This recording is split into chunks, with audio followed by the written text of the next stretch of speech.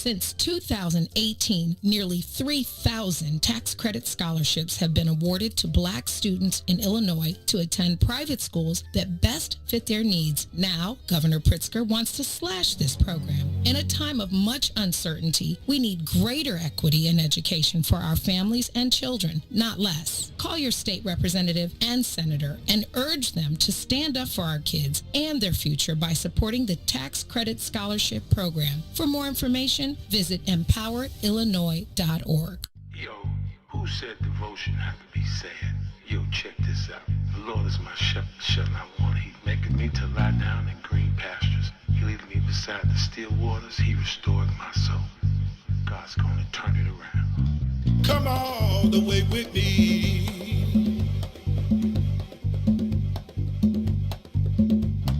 Don't leave me now.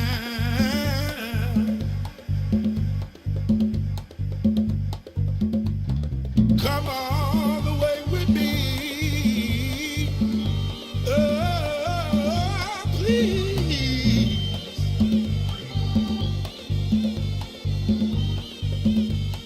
Please. Please don't leave me now. Please don't leave me now. Please. From glory to Gethsemane, Gethsemane to Golgotha, Golgotha to the grave, from the grave back to glory. Glory to Gethsemane, Gethsemane to Golgotha, Golgotha to the grave, from the grave back to glory. Glory to Gethsemane, Gethsemane to Golgotha, Golgotha to the grave, from the grave. Glory to Gethsemane, Gethsemane to Golgotha, oh, Golgotha to the grave, from the grave back to glory. Oh yeah, oh yeah, oh yeah. Come all the way with me. Don't leave me now. Come all the way with me.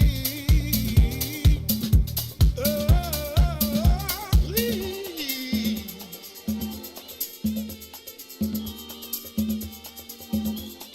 God's gonna turn it around.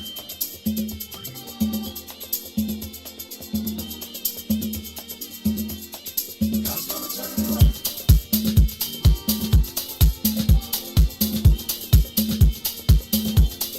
God's gonna turn it around.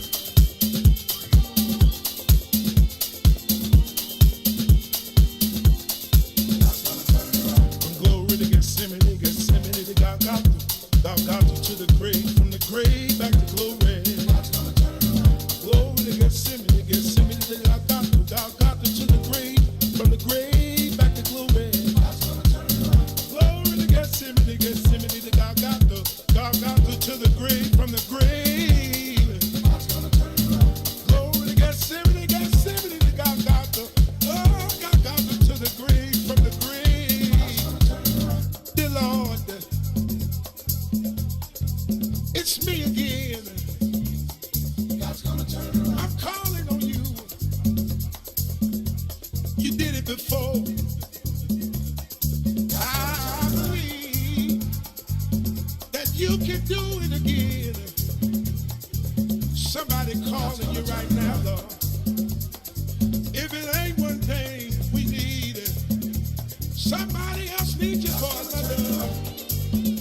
Please, son, look and have mercy.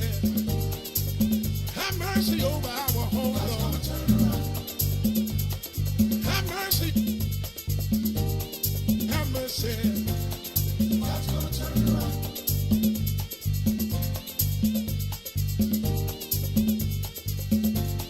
God's gonna turn it around.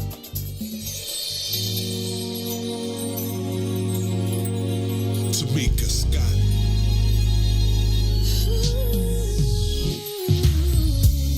Yeah. As we take this journey through life, we face trials and tribulations. But just know, the enemy is not gonna win. Cause the storm is almost over. That's right. The storm is almost over.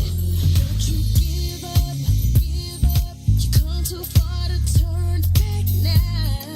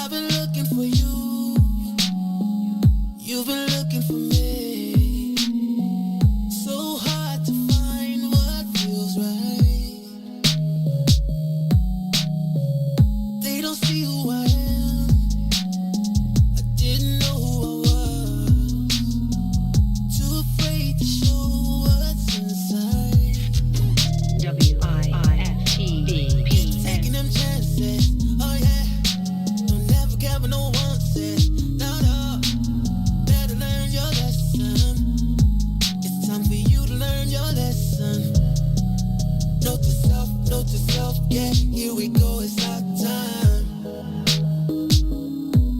Note to self, yeah, no more pressing rewind. Gotta get your head in the game, it's time to play. I know it's hard, but you'll thank me someday. Note to self, yeah, here we go, it's our time. Here we go, it's our time, yeah.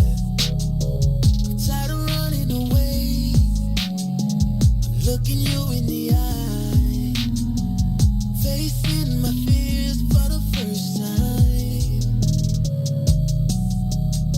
See, it's okay to be you, you got nothing to prove, 'cause in the end it's gonna be alright, yeah. Get to taking them chances, oh yeah. Don't never care what no one says, no. Better learn your lesson. It's time for you to learn your lesson, yeah. Note to self, yeah. Here we go, it's our time. Here we go, it's our time. Here we go. Note to self, yeah. No more pressing rewind. No more looking back, no. Gotta get your head in the game. It's time to play. I know it's hard, but you'll thank me someday. Note to self, yeah. Here we go, it's our time.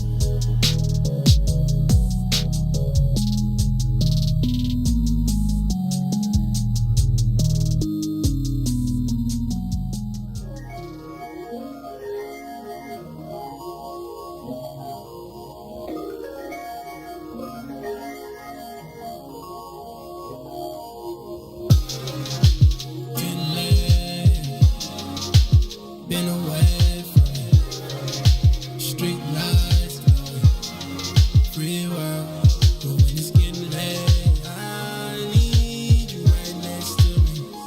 I need the nights next to you. So if it's getting late.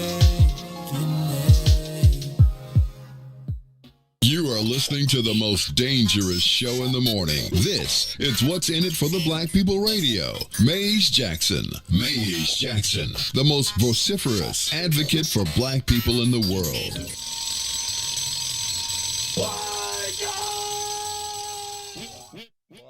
For Ruthie Moore, for Todd Stroger, I am the host of the Maze Jackson Show, asking every single day, what's in it for the black people?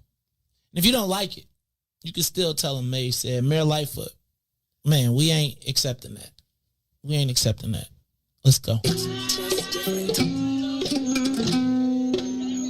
Yeah. Let's get down to business and go ahead and address the facts. Man, Lightfoot seems more lesbian than black. Rahm Emanuel's another case. He was just as tired. 50 closed schools left much to be desired. Police had Anjanette naked on that body cam. They suppressed the footage so it couldn't touch a lot of hands. Reminds me of that 16 shots in that cover-up. Both of them similar, so I went and dug it up. George Floyd killed, a lot of riots happened in the town. Southside burned and they wouldn't let them bridges down. Grandmother sick, need a prescription and plus a couple groceries. You gon' have to travel just to get it now. COVID-19 out here shutting all the business down. Not enough SBA loans to even give around. So many failed businesses that you could put them in the pile. If you don't survive the pandemic, it's gonna sit you down. We sing, dance, play ball, entertain, and crack jokes. Government infested black neighborhoods with crack smoke. System that milked us so bad, we got lactose. Still trying to find out what's in it for us black folks. We sing, dance, play ball, entertain, and crack jokes. Government infested black neighborhoods with crack smoke. System that milked us so bad, we got lactose. Still trying to find out what's in it for us black folks. Shout out to Willie Wilson, hope one day you get to send it. We need some different players in the game to handle business. Too many shady characters like Madigan and Blago. But when you really break it down, it's typical Chicago. City full of gangsters, it's what the land was built on. Same streets with hood legends, DNA get spilled on. Carjackers out here lurking, trying to get they steal on. Looking for a block to put them Hellcat wheels on. Let us give bogus appraisals a red line. Car crackers out here getting minimal fair time. And I'm concealed carry, I stay with the pipe. But Illinois gun laws giving minimal rights. Stay up on the swivel, make sure I'm moving tight. Check all of my mirrors when I pull up to the light. Pick my homie up from out of town, man, he caught a flight. He was hella nervous, told him, shorty, this a way of life. We sing, dance, play ball, entertain, and crack jokes. Government infested black neighborhoods with crack smoke. System that milked us so bad, we got lactose. Still trying to find out what's in it for us black folks. We sing, dance, play ball, entertain, and crack jokes. Government infested black neighborhoods neighborhoods with crack smoke. System that milked us so bad we got lactose. Still trying to find out what's in it for us black folks.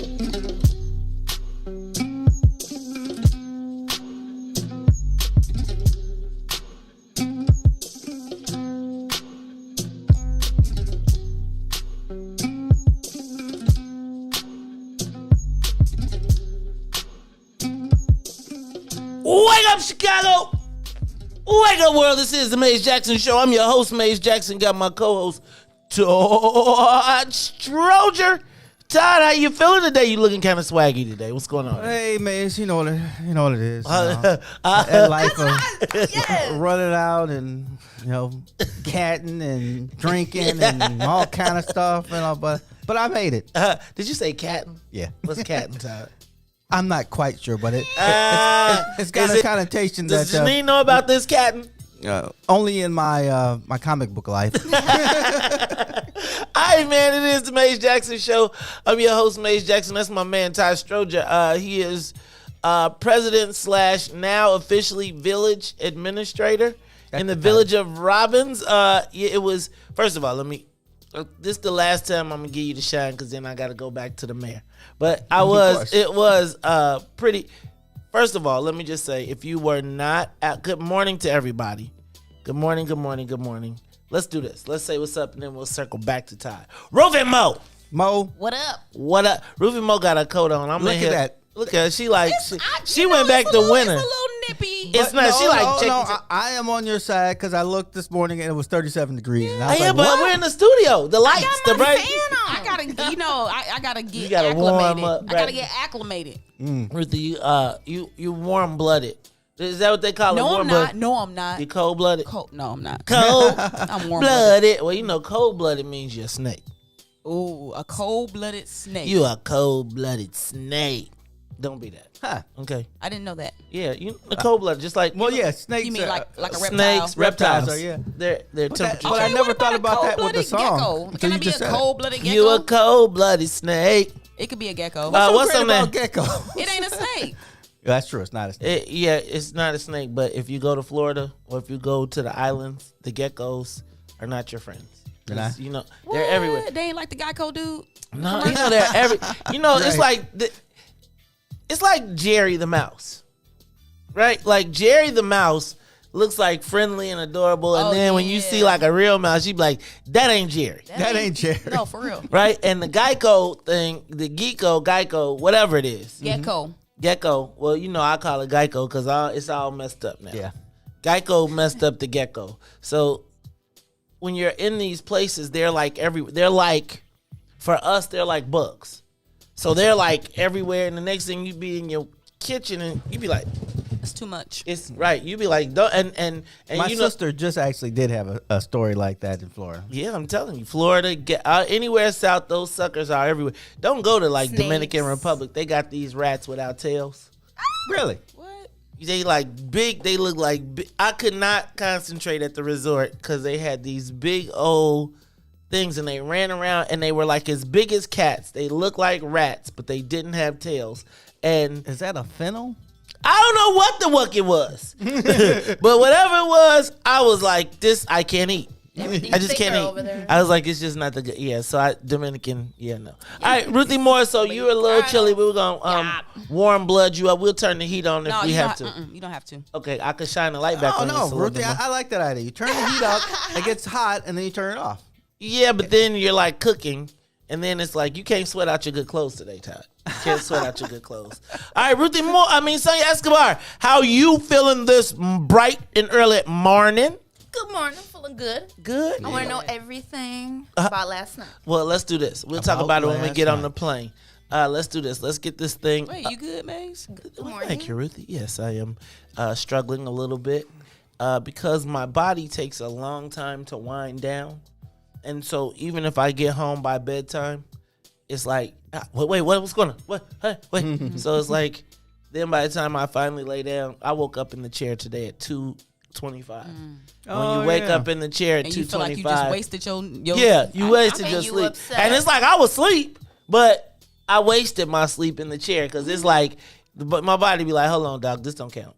That didn't count. In So- the early days, my wife would wake me up and say, Aren't you coming to bed? But no, none of that anymore. Now she be She like, I got all this space. Yes. And he don't cut his toenails, so good. All right, y'all. Well, look, I'm good, though. So let's do this. Let's get the soul plane up to 60,000 feet. We are up and away. We are flying past, you know what? We got to build an airport, a landing strip in Robbins, Illinois, which is the home of Bessie Coleman. Right?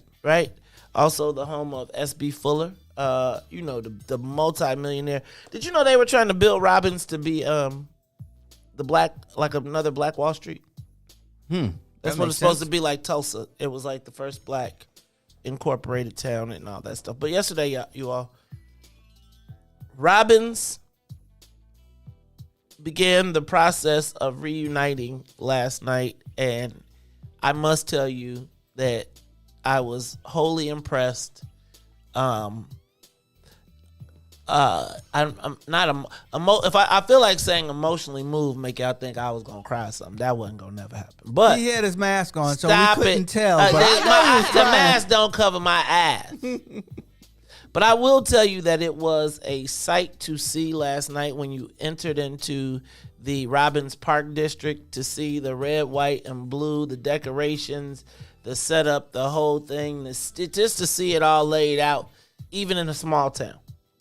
And to watch the transition, you all, I must tell you, and I might have to play some excerpts from the scripts from the speech last night, because watching young Darren, let me refine that, Mayor Darren E. Bryant take the gavel and to hear him deliver his speech, I think I might have to play that for y'all, because it really was a sight to behold, and then to see his family, to see his mom and dad, to see like his brothers, it was just a real sight to see. Then to see all the new trustees being sworn in, to see the peaceful transfer of power, at the local level, and it was a little testy.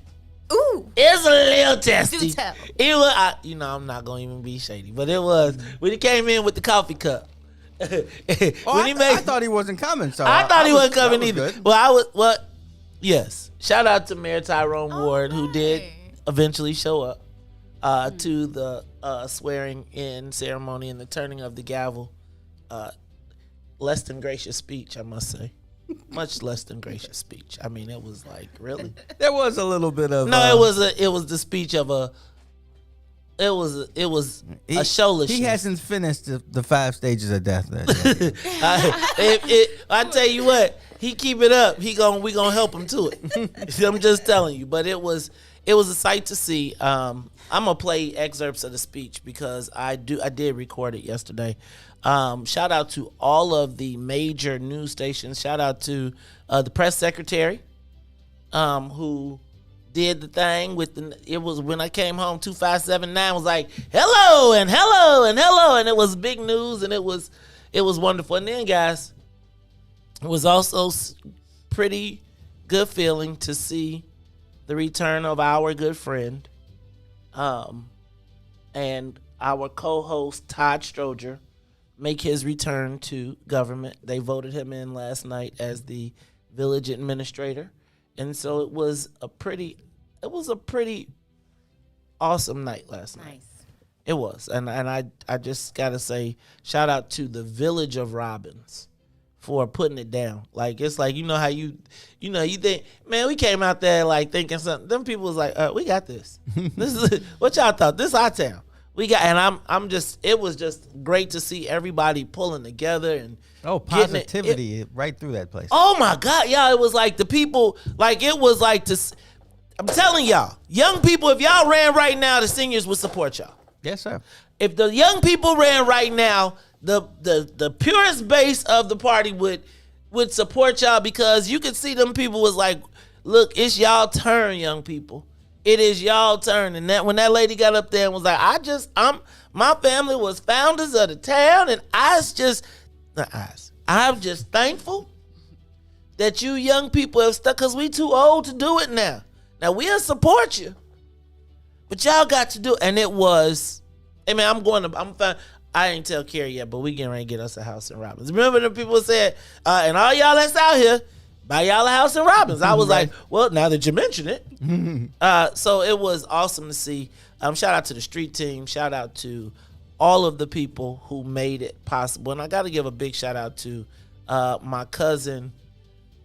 cousins, David and Fran Bryant, who are Mayor Bryant's parents, who bred the service into him. And I got to give a big shout out to my Aunt Mary Lou, who is David's mother and grandmother of young Darren, who was almost like my grandmother growing up.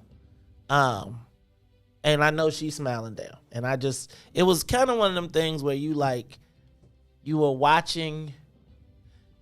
I told y'all a long time ago about this hedge of protection that has been prayed around the Randall family. And it was awesome to see a young man. You know, Darren, the mayor opens up every meeting with prayer. Yeah. And is not embarrassed of his faithfulness or his spirituality, but at the same time is like in there, you know, I'm just telling y'all, I was kind of like, this is how it's supposed to be. This is how it's supposed to be. Now it's like, it's all about getting everybody to pull together.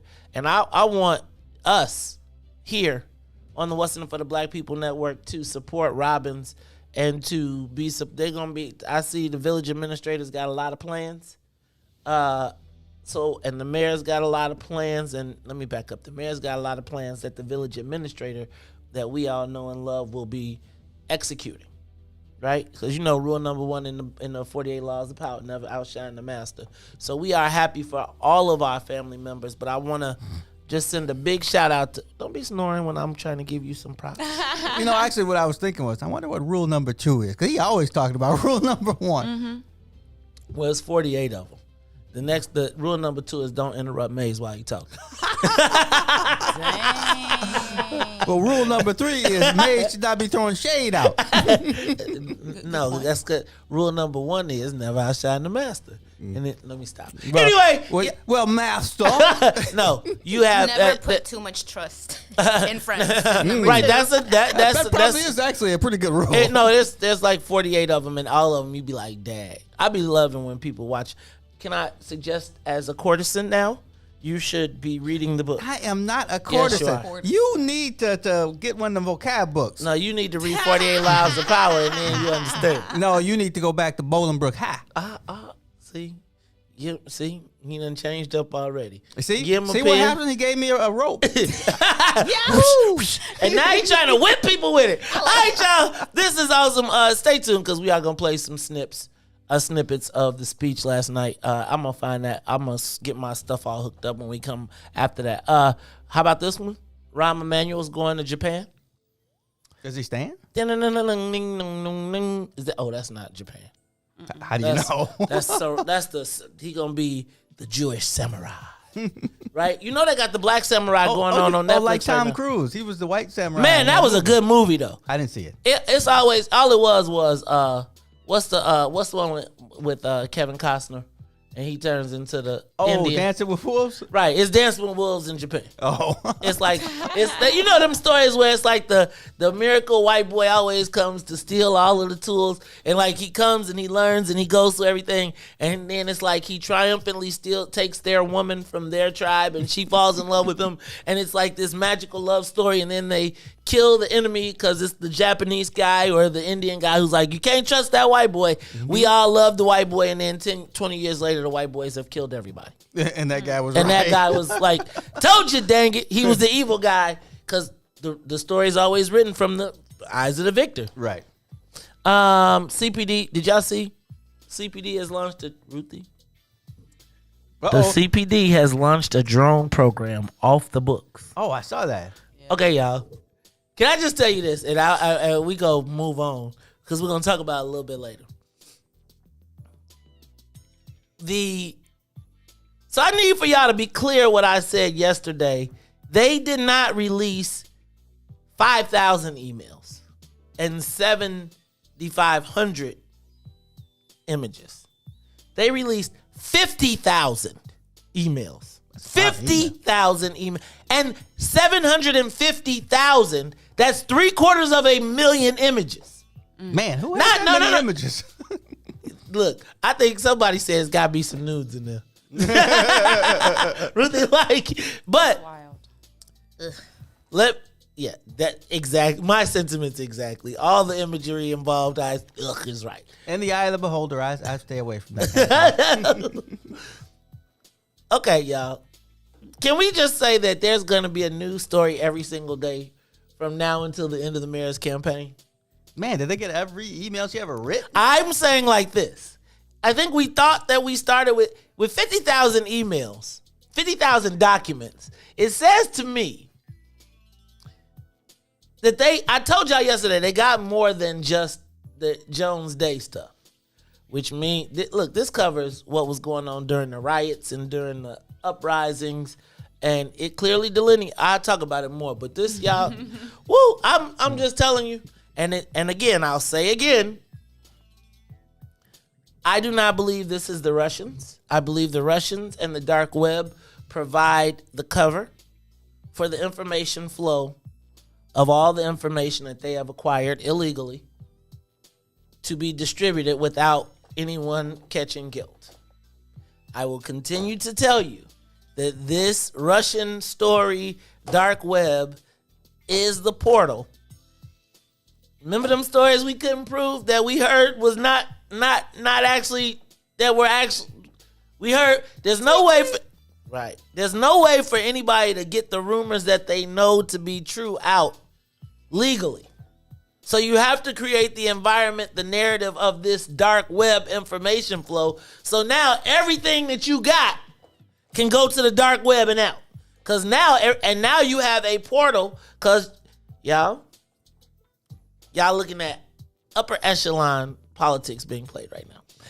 This is the Mace Jackson Show. We're going to take a quick break. And I can't wait till 7 o'clock so we can talk about, because I can't wait to hear Ruthie's take on the drone program. Off the books. Off the books. Look at your mayor's like, and it says right in the mail, we need to do this because the mayor, and did you know CPD got a research and development team? Ooh. You know, that's like Alfred. Right? Like when he come with the new weapons, check this, Mr. Wayne. Right? They be like, check this out. The mayor wants some new gadgets. It's the Mace Jackson Show. We'll be back. The Mace Jackson Show. We'll be back after this break. Since 2018, nearly 3,000 tax credit scholarships have been awarded to Black students in Illinois to attend private schools that best fit their needs. Now, Governor Pritzker wants to slash this program. In a time of much uncertainty, we need greater equity in education for our families and children, not less. Call your state representative and senator and urge them to stand up for our kids and their future by supporting the Tax Credit Scholarship Program. For more information, visit empowerillinois.org. The Chicago Legal Network is the collaboration of attorneys that concentrate in many areas of the law most needed in Chicago neighborhoods. The CLN lawyers focus on personal injury, criminal defense, and other issues. The CLN lawyers all average over 20 years of legal experience and are dedicated to helping the Chicago community. The Chicago Legal Network is committed to developing Black lawyers through mentorship and co-representation. So if you were injured in a car accident, slip and fall, or injured on the job, or you need assistance with criminal defense, including driving violations and DUI, check out ChicagoLegalNetwork.com for more information or call 773-912-3545. 773-912-3545.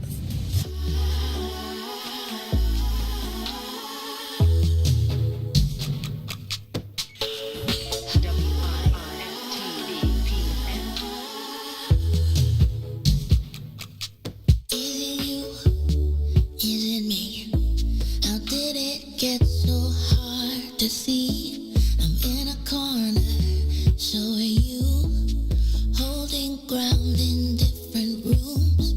It's hard to breathe, but still I try. Maybe I'd leave in another life.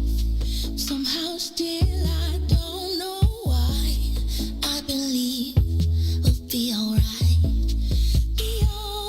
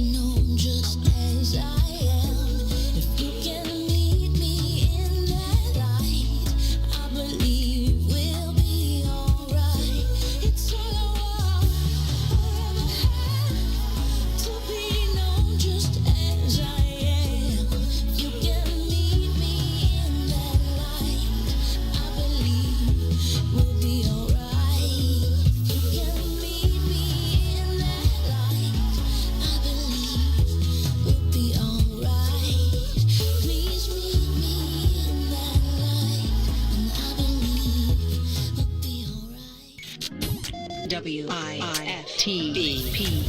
I think that the black community is starting to realize the mayor may not necessarily be an ally just because she is black. Live from What's in It for the Black Media Studio. Our representatives don't necessarily get a pass just because they're black. We've got a challenge in the black part of Chicago of holding black politicians accountable. You're listening to The Maze Jackson Show. This is Chicago, so I understand the Chicago way. I ask every day what's in it for the black people.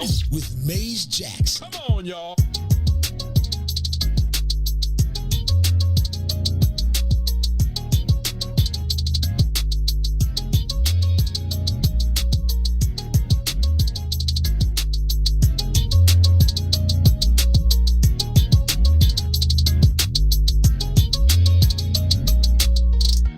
You are listening to The Maze Jackson Show. I'm your host, Maze Jackson. Got my co-host, Todd Stroger, Village Administrator of Robbins, Illinois. Ruthie Moore, superstar celebrity, cold-blooded, millennial. Intelligence agent. Intelligence agent of the world. I wish. We gonna make her she gonna be the captain of the man. I'm gonna tell y'all later about that.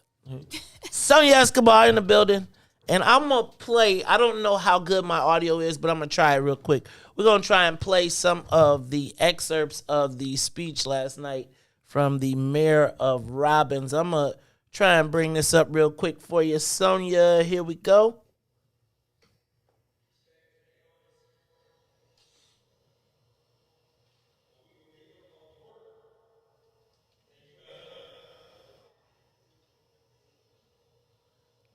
Give me a tissue, Tito.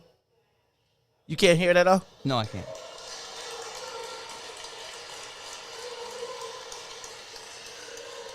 Wait, is it not coming through the road? Is it not coming through the... I can hear it now. Was it coming through? Can you hear it in your headphones? Is it coming through? Mm-mm. It wasn't. You know what I'm not doing? I don't Not have connected.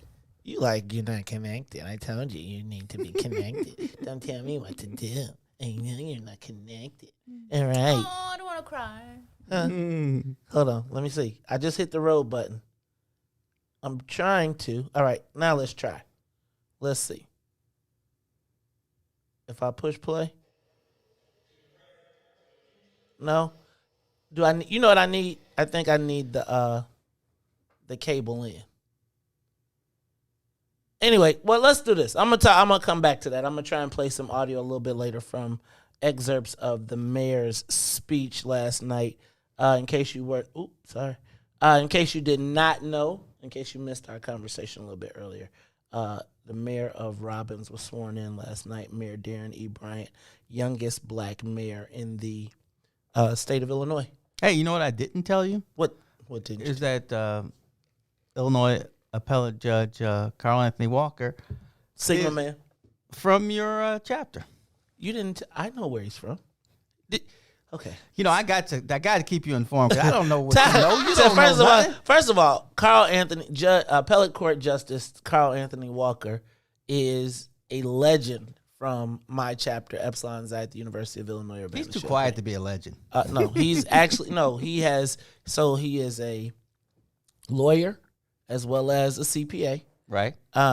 He has helped numerous people. He climbed up the ranks of judge. He went from being a circuit. So what was it? Circuit court. He started at circuit. Then he's now an appellate court justice. But he is the guy that, like when the undergrads get in trouble. He's the guy that always came back and always protected the chapter. He's a member of our distinguished service chapter, which is a very elite. I think there's only like 200 people that are in that currently alive. So Carl Anthony Walker, Judge Carl Anthony Walker is a legend from the University of Illinois, Urbana-Champaign. He's also a legend in Phi Beta Sigma. He's been the National Legal Counsel as well as the Regional Legal Counsel. And I can also say that he saved me from jail numerous times. And it was funny because he would be the guy that's like, you know how they are. It's okay. Kids are going to be kids. And he'll be, when I had to go in front of the regional board for my acts of, he would be my defense lawyer. That's cool. And I'd always get off because, nobody wants to mess with Judge Walker, even when he was Attorney Walker. So, yeah, shout out. It was a star-studded event, man. It was a star-studded event. Robbins was shining. Shiny, shiny, shiny, shine. That's a terrible song, though. It is. It's like the wackest of whack. Catchy, though. No, it's really not. It's just Jay-Z, Beyonce, and we the best. I hate all of that. It's like they have that. They need to get away from DJ Khaled. They just do. All right. How about this? J. Mal Green says that his project was halted because the mayor said stop. David Doig refused to acknowledge it. No, what he said was, she petty. That's pretty much what he said. Another one. She is, though. She is. I mean, it's like that. Like those are like the dumb L's. Those are like the L's where somebody says, "Why give them this? Why even give them this? Like, why allow a tangible example of somebody?" See, that's when you point and you say, all you're going to do is say for the whole next 2 years, you block the community center in the midst of violence. So J. Mal Green can't get a community center, but Pilsen could get $37 million? Yeah, okay. I'm just going to tell you that's not going to work out well. Right. Not going to work out well. Gives them a sounding board. Yep. How about this one, y'all? Tim Tebow, famous for taking a knee, is back in the league after 8 years. You need somebody with muscles. Ruthie, help him. I wait during the break. So look, it is. It's above your head, man. Yeah, I was like, man, it seems like it's pretty high. You could just let your chair up. That could work. Oh yeah, I didn't notice that. You're right. That's probably what the difference is. My little was sitting over right. there. It's like, well, look, you about the same height as Ruthie. Oh, but that's in real life too. So anyway, Ruthie, you're a tall person anyway. Tim Tebow though is back in the league. Remember Tim Tebow? He took a knee. He's not gonna make it. Oh no. The white boy said, Christian guy. Right. He took exactly. He took a knee, a Jesus knee, not a knee on the neck knee. Right. White people love that Jesus knee, but they did not like the knee on the neck knee. Yeah. But what's so crazy is that Urban Meyer, classic white guy. See, I think the world has changed on Urban Meyer, and is he a big Christian guy too? Yeah, but he's also the like the superstar coach that everybody says is the greatest thing ever. But that's for college, because these brothers ain't honoring that stuff that he used to do back in the day. Nope, sorry. Brothers and then in the league too. Like Urban Meyer, you could be a genius to a kid who trying to make it to the league, but to a guy who already making $20 million a year, they gonna break Tebow's legs. I bust Tebow up. The black people owe Tebow for Colin. All the black people that didn't stand with Colin need to put Tebow out the league. He got to pay for it. He got to pay. Man, I'm going to tell you, I would tell y'all this story about these guys that I know. Tebow got to pay for racism. Tebow just got to pay for racism. I'm just telling you. He got to pay for the racism. I'm going to tell y'all a story on the break about that. Tebow got to pay for the... You already know what this story is. All right. How about the NRA tried to declare bankruptcy? Really? And the judge was like, we ain't going. We're not going. We see all them country boys with racks in the back. They shot their shot though. I like how you did that. I see how you did that there.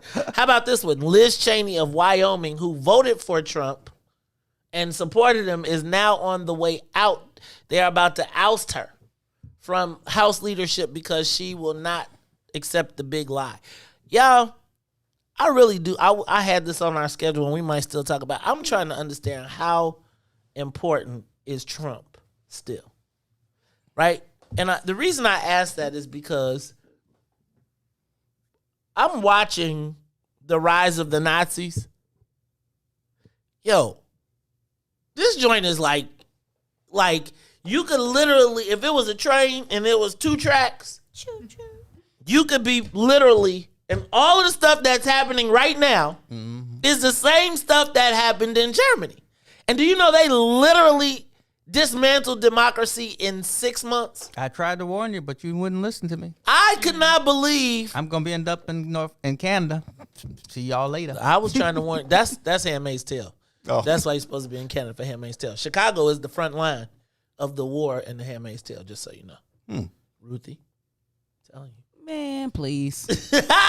Come on, Ruthie. Yeah, they already got a mask for y'all. No, it's not gonna I'll happen. fit you in the trunk. We'll go right over to Michigan and cross You over. Harriet Todman.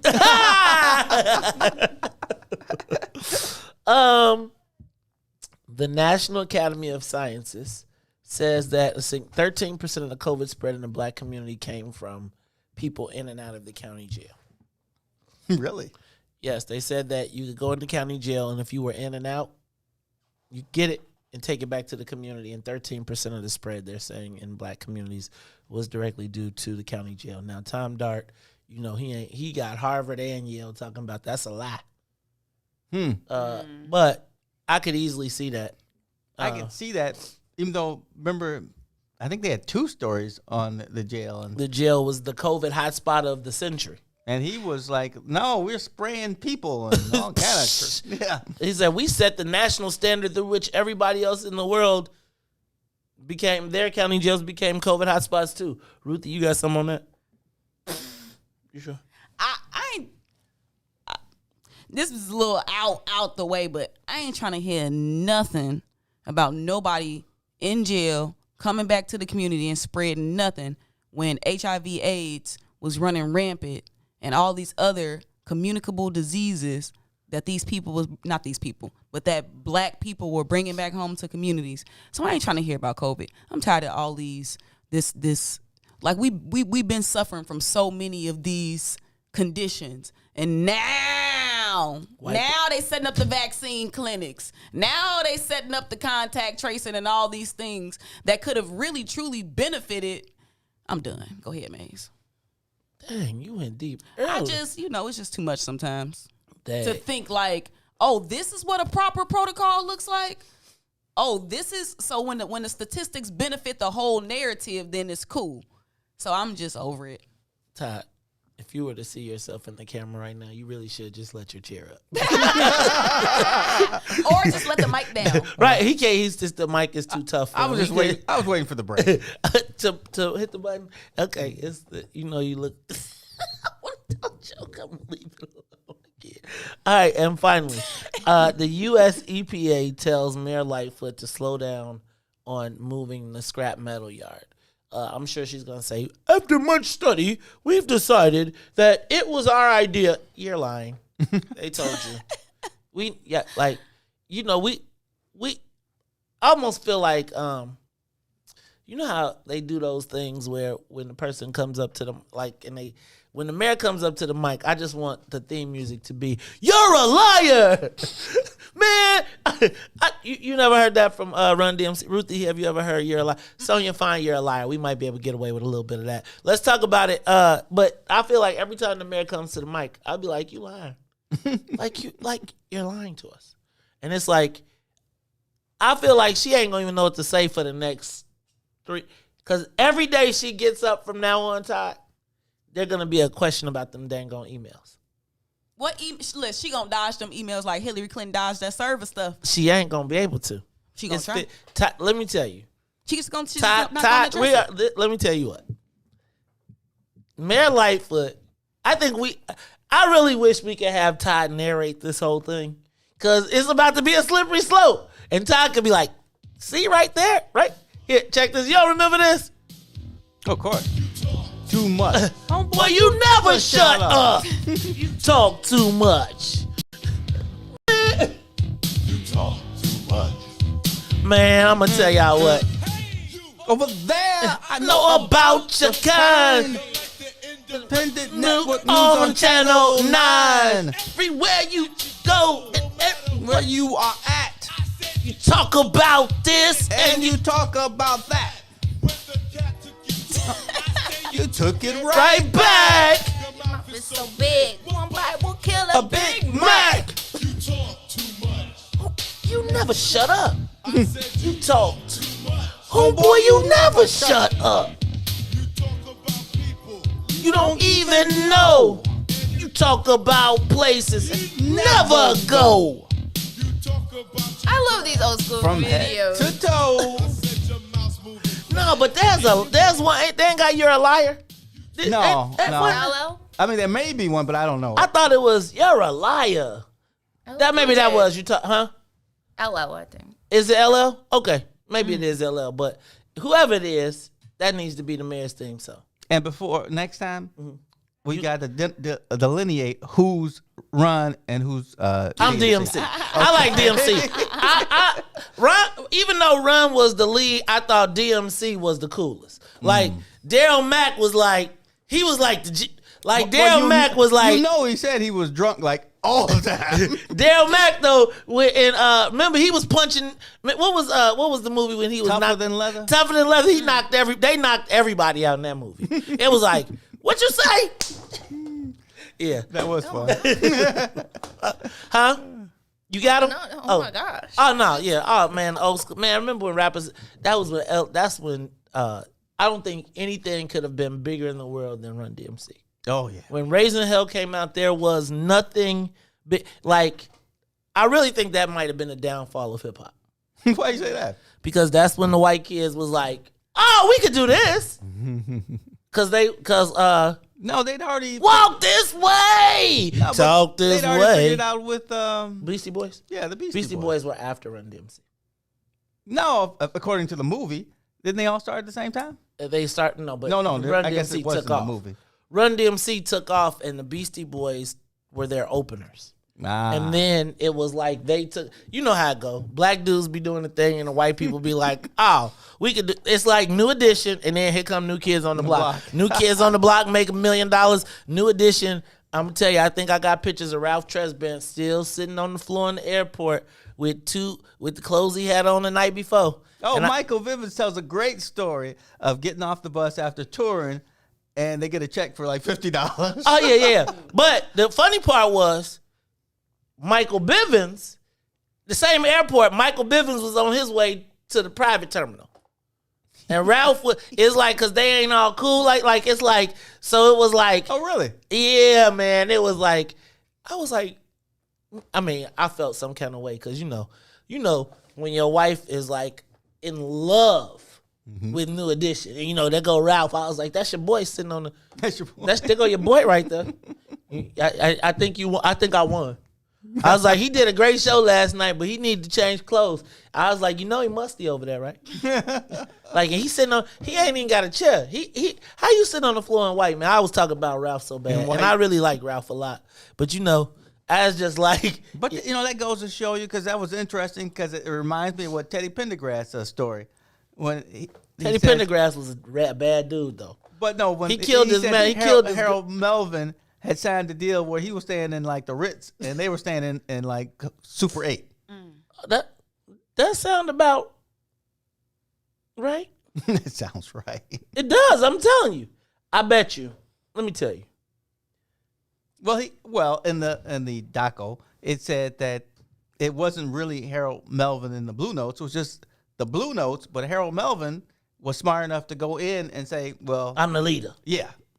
I lead all these people. And he got all the perks. That's how a lot of stuff used to happen that way. Still happens that way. A lot of people go in. It's just like we were talking about the other day, when people go into the room and negotiate. Remember when I had the tirade the other day, and it was like, we got these black people that get to the table based on their blackness and then negotiate for them. They be like what they think, not for the rest of the people. Right. Negotiating for themselves. They be negotiating like, yeah, do this, and the black people will be happy for me. And it's like, they be like, so no, really they do. And it's like, and then they put themselves in front of the issue.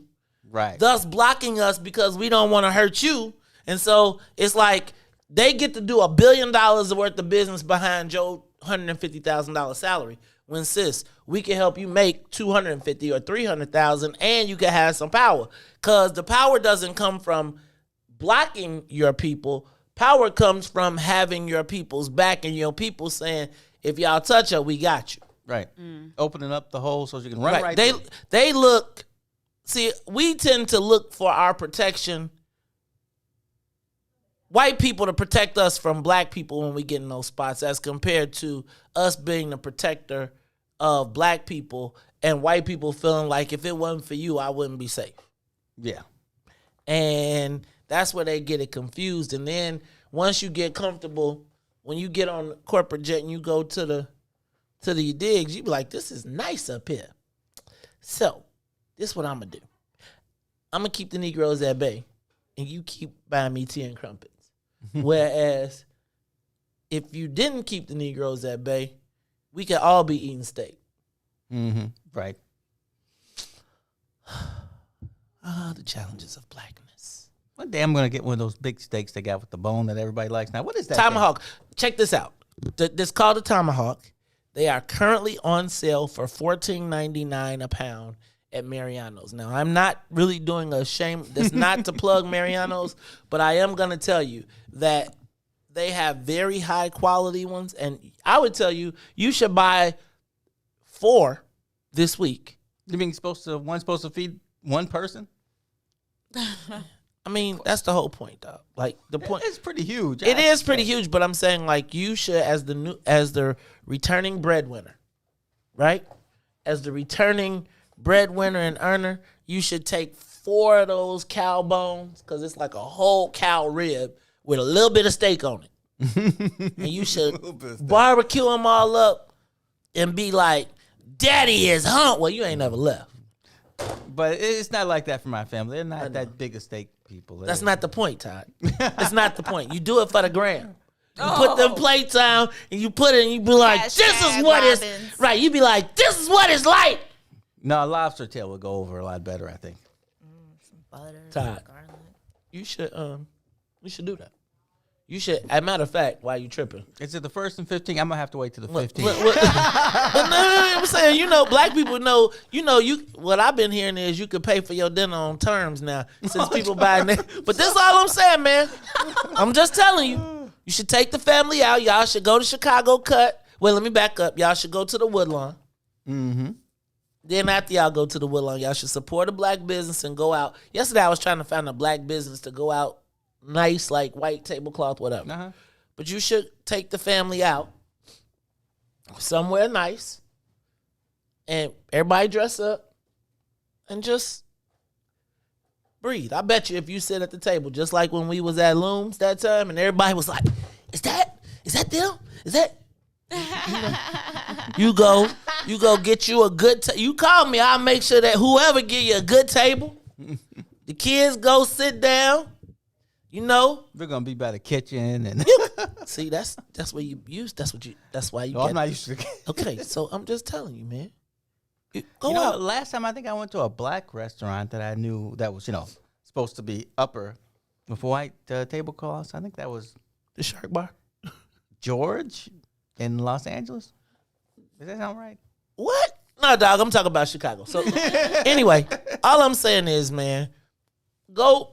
You ain't. I know y'all. I know you cheap, but go have a nice night. Fiscally conservative. Thank you. I was gonna say frugal, but thank you, Sonia. But nah, man, go out, man. Just eat you. I remember one time Todd took us all out when he did not give me a job. Right when he did not give me a job, and he bought us all chicken wings. I was like, he is such out. It was the day he faked me out and told me he was going to give me a job. I was like, this is going to be awesome. We're going to go out and have chicken wings on a regular. We had a big old table. They was like, hello, Mr. Stroger. Maze is Chinaman. Chinamen always need to circle back. Make sure that things are going right. They forgot to. It was my responsibility to remember what I was supposed to do. That's what happened with the job. Mm-hmm. No, He's been talking about this for a long time. No. What happened was he connected me down the hall with Gene Mullins. Okay, and he's Gene right about Mullins that. was like, and Gene Mullins like, hell no. Hell no. And it's like most executives in spots. If the executive, most of the executives have a lot of things to do. And often they rely on the advice and counsel of the people that are close to them. If the people close to them have a different agenda than them, oftentimes the people, unless you zero in on it and be like, yo, do what I tell you, they usually can skirt it, right? Or they can present you some information and tell you something and divert you from where you want to go. And so that's all. That's what happened. His dude was like, I thought it was a flea flicker and he did a hook and ladder. He was like, we can't have him up in here. They was like, oh no, because you know me, I'd be like, you, what are you doing? Get over here. You ain't on the president. Let me stop. Go ahead. What's up, Ruthie? What you gonna say before we go to break? I just hope that this can be a healing moment for y'all two brothers to move past. No, because he didn't give me a job.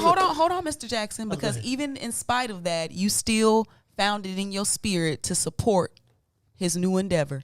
And so you are the bigger person. Congratulations, Maze. Todd, you extra petty for not getting him no job. and extra petty. You know what though? Story of my life. Story of my life. I'm not tripping, and I don't mean it in a bad way. It is. I just want the you best live a life in spite of. No, I live a life of. I've been blessed. Maze, I've been blessed. There was a guy who you know, but I'm not gonna say who he is, who asked me to put one of our fraternity brothers, but it was a guy that he was, his age. And, like you say, I'm running around doing things, not seeing him and like every time I see him, he's like, did you find a job for him? And I'm like, come on, give me a break. There's a lot of things. He's like, you got to remember, because I don't forget you. And I was like, all right, I'll remember next time. Mm-hmm. Next time. And then look. That was deep, Todd. Well, next time means like next time I see you, I will find something. If I have to fire somebody, to my fault, I don't forget my friends. And at that time, I was in a bad mood all the time. They was eating up some chicken wings. They was having a chicken wing party. And I was like, this is an alpha club. That's probably what it was. He's right about that, too. We didn't like them. Everybody, that's right. Uh-huh. See how them alphas did them, though. Let me just be clear. Let me just be clear. There just were no Sigmas around. What the hell am I, John? Well, you are okay. And meanwhile, look, Sonia y'all did not do no breaks and right.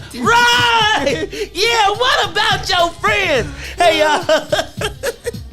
Oh my God. I love the Maze Jackson Show. I love my co-hosts. Back when music was music. Todd, was that the dance you did?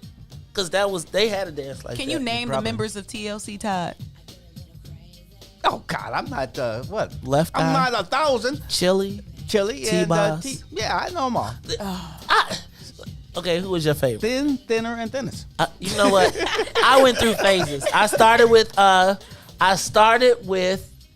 Left Eye because I was wild and crazy. I was a wild and crazy guy. Yeah, and you wanted to burn something down. Then one day in the What About Your Friends video, Chili caught my eye.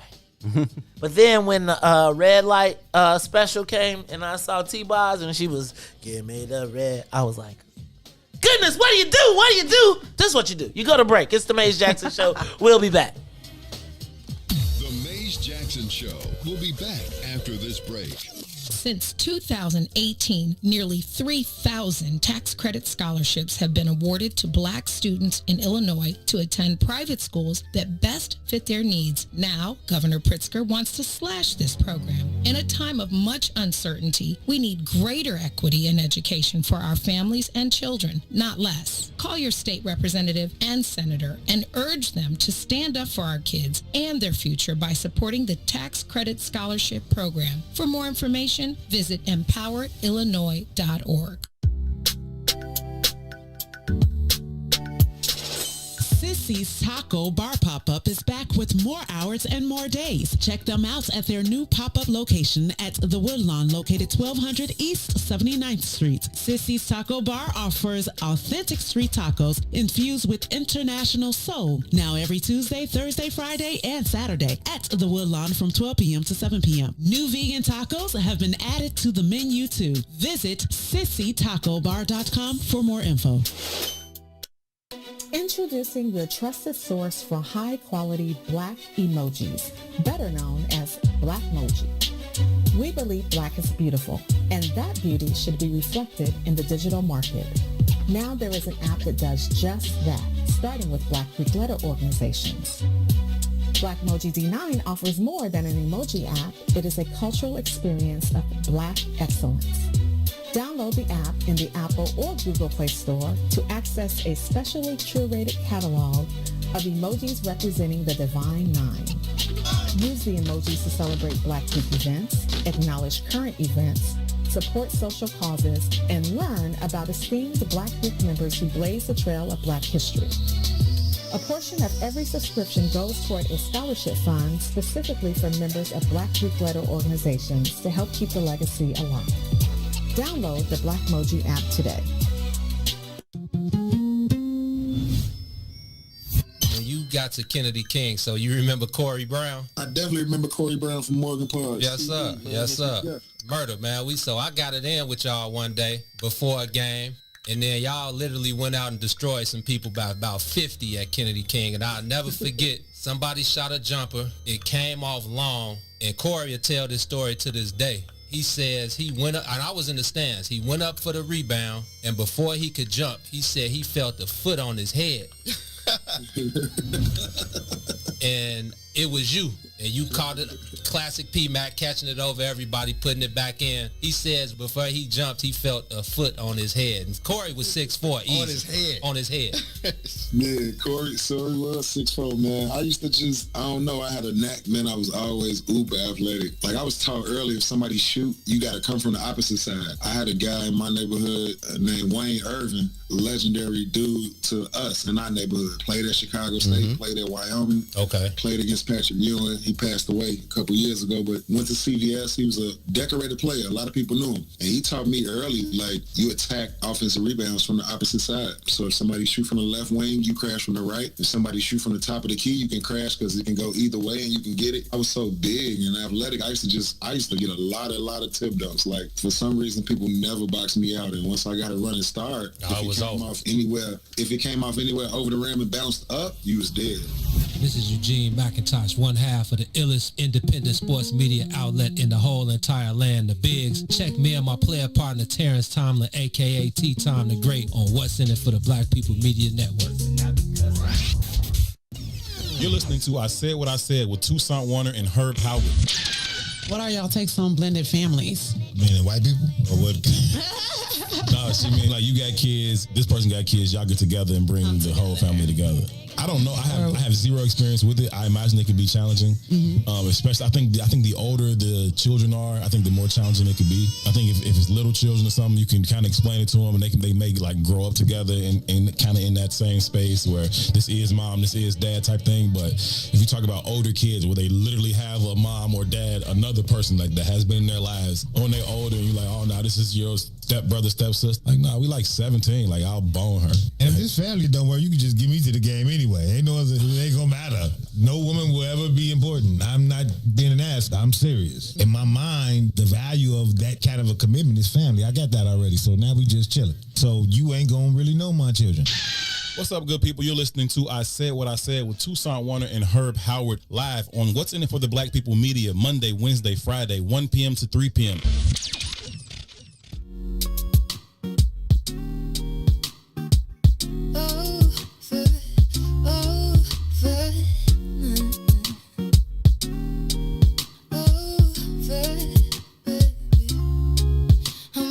Trouble for myself, but I don't know any better. I could call you, but it's too much, so I write a stupid letter for you, saying these things that I cannot begin to explain, but I could help you forget it, cause you regret the pouring false soap in the words you wrote then into your heart. You paved the road that led to nowhere and watched it fall apart, and I may never be or be enough for you to leave it behind. Let me try to change your mind. It's not over till it's over. It's not over just this time.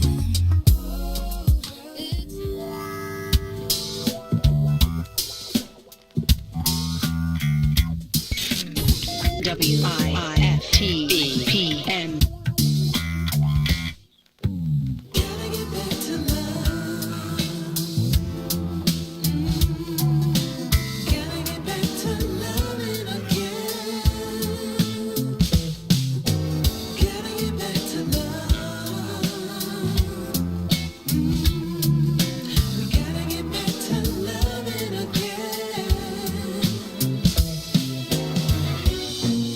Enough is enough.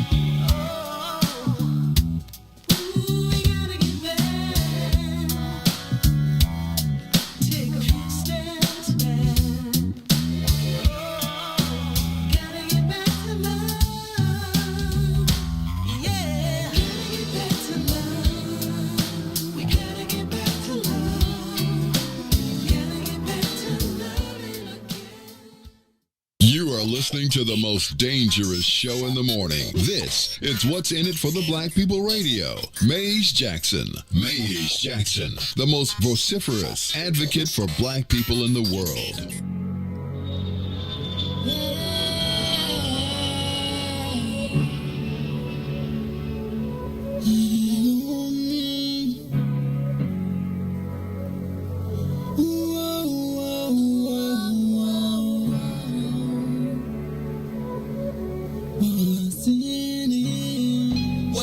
For the black people, cause economically we are not equal.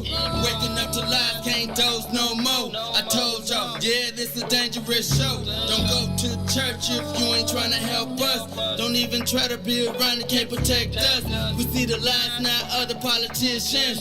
We need money and no symbolism. It's Maze, it's Sonia, and Ruthie, and Todd, explaining how we all come from God, giving us tools to beat the odds. If we're united, our movement gon' stop. If they ain't tryna help us, they ain't tryna do nothing. We gotta do something, we gotta stop running. It's time to confront the problem. Really, you expect your oppressed to solve on.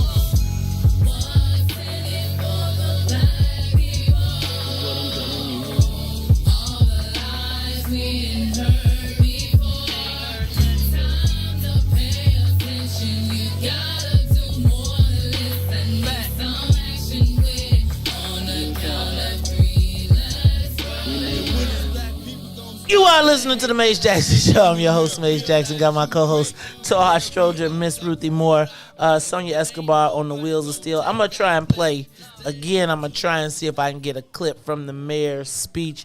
Sonia, make sure, and I'm connected to the road. I'm going to come on back over to the other side, and I'm going to play just an excerpt from Mayor Darren E. Bryant's speech last night.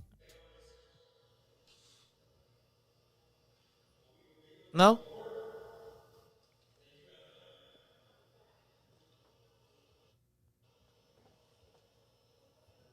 Yeah, it's not connected to the road.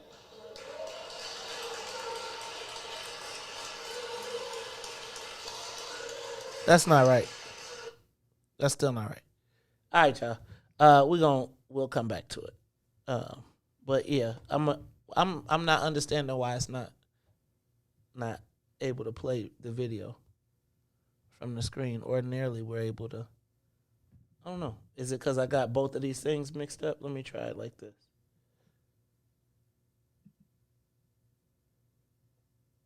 Can you turn it up, or is it me?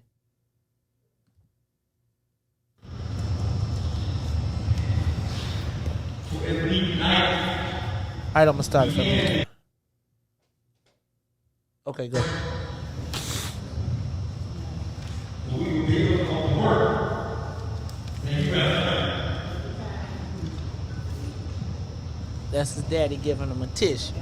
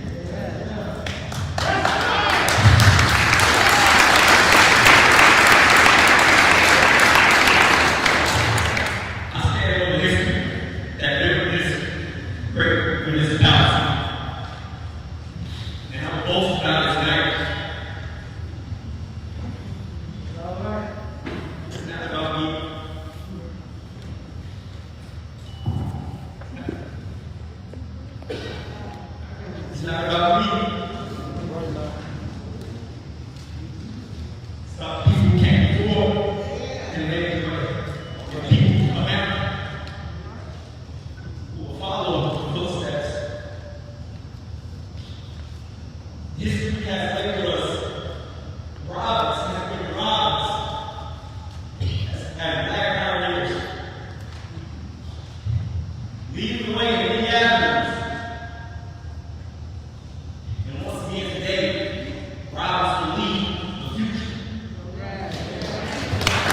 Go on, boy.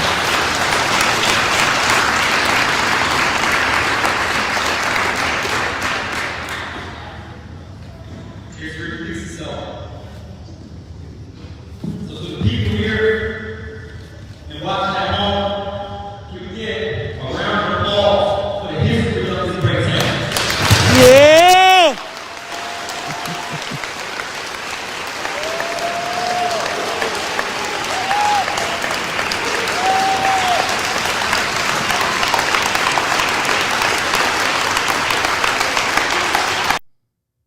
Oops, sorry.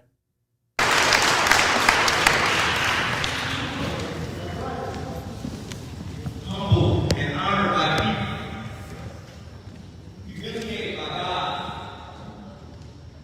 I stand down above people with not perfect but the same. Love is finding its way back to politics, and love is using me. Go ahead, boy. I also stand on my platform. Basic government. We will bring fairness and equity, equality. We will establish processes and procedures. We will build a whole system. The total well-being of citizens through residential, educational, financial development, but also creating jobs and training. We will continue, with thanks to their awards, continue rebuilding our infrastructure with roads, streets, lighting, to welcome a robust business district and housing development.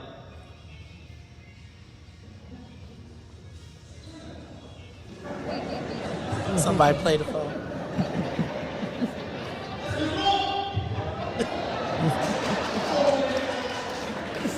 This boy. For the safety, we will strengthen our fire and police departments so they can ultimately serve us at the national capacity. And the one that needs mostly is the unified rise. With unified rise, with various programs, events, and ultimately community service. On the previous village shield, in red, on the bottom crescent, achievement through community spirit. Our forefathers and mothers knew that life can be a fall. But together as a community, I can fail. I look forward to the next 4 years with the board of you all. So let's get to work. Thank you. Go ahead, Mr. Mayor. That was the acceptance speech of Mayor Darren E. Bryant, the youngest black mayor in the Midwest. And for those of y'all that's talking smack about the video, it was an iPhone, but it was because we had janky internet service. Android so love. that was not Android love. That was actually, you're watching this broadcast on iPhones, just so you're crystal clear. But no. But Kenneth Steele says Maze was crying like a spanked baby. Shut it. I was not crying, and you would never see me cry, but I was super excited and I was super proud to see the mayor take the oath and watch the peaceful I don't know how peaceful. Was it peaceful? It was peaceful. It was peaceful. But it was nasty. It was a little strange. It was a little nasty. Y'all, I wish y'all could have been there. I really wish we had anyway, it was a great time yesterday. It was had by all. And I just thought it was wonderful to see the passing of the baton from age to youth with a tremendous amount of age and wisdom to support the youth and the enthusiasm. And so we are excited for Mayor Darren Bryant. We are excited for our good friend Todd Stroger as they team up to take care. Tennille, hush. You used the same internet because you was because you probably burnt up my end of the Wi-Fi. Tanil has she look, has an Android. That's why you upset. I'm not. So anyway, y'all, I just wanted to make sure we shared that with you all. Todd, I actually have the vote for you too, but we're not going to show that. No, it wasn't my day. It wasn't. But it was a great day for Robbins, and I look forward to finding a home and building something. One of my kids gonna be living out there if it ain't me. But y'all, let's move on. I know we jumped around a little bit. We did not talk about, and I'm gonna move the James Clyburn thing to 8:00. But I want to talk about this Chicago Police Department's off-the-record drone program. So here's what we know. We know that the hack of Mayor Lori Lightfoot, I got to re-emphasize this, was 50,000 documents. 50,000. And 750,000 images. That's a lot, y'all. Which means that with 50,000 documents, it means that there's no way everybody's gotten to the bottom of them. No, right? That's just so much. That's so much. And Ruthie, I do want to do what you said. I want to have a party. I do. I want to take the 50,000 documents. I want to figure out how do we print them or do whatever.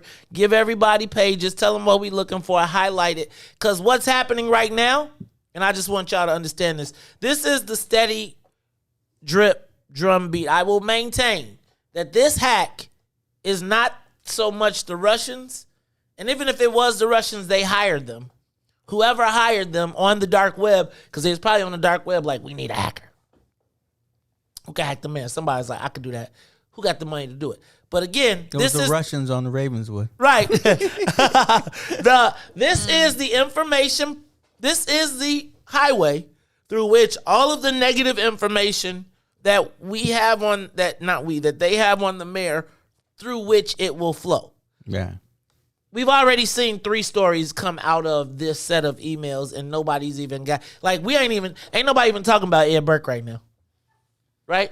Trials, all that stuff going on, because every reporter is now chewing into these emails. Now, it started with us learning about that there was a series of emails between Jones Day Law Firm and the mayor's office with over the Anjanette Young case. This one takes a different spin.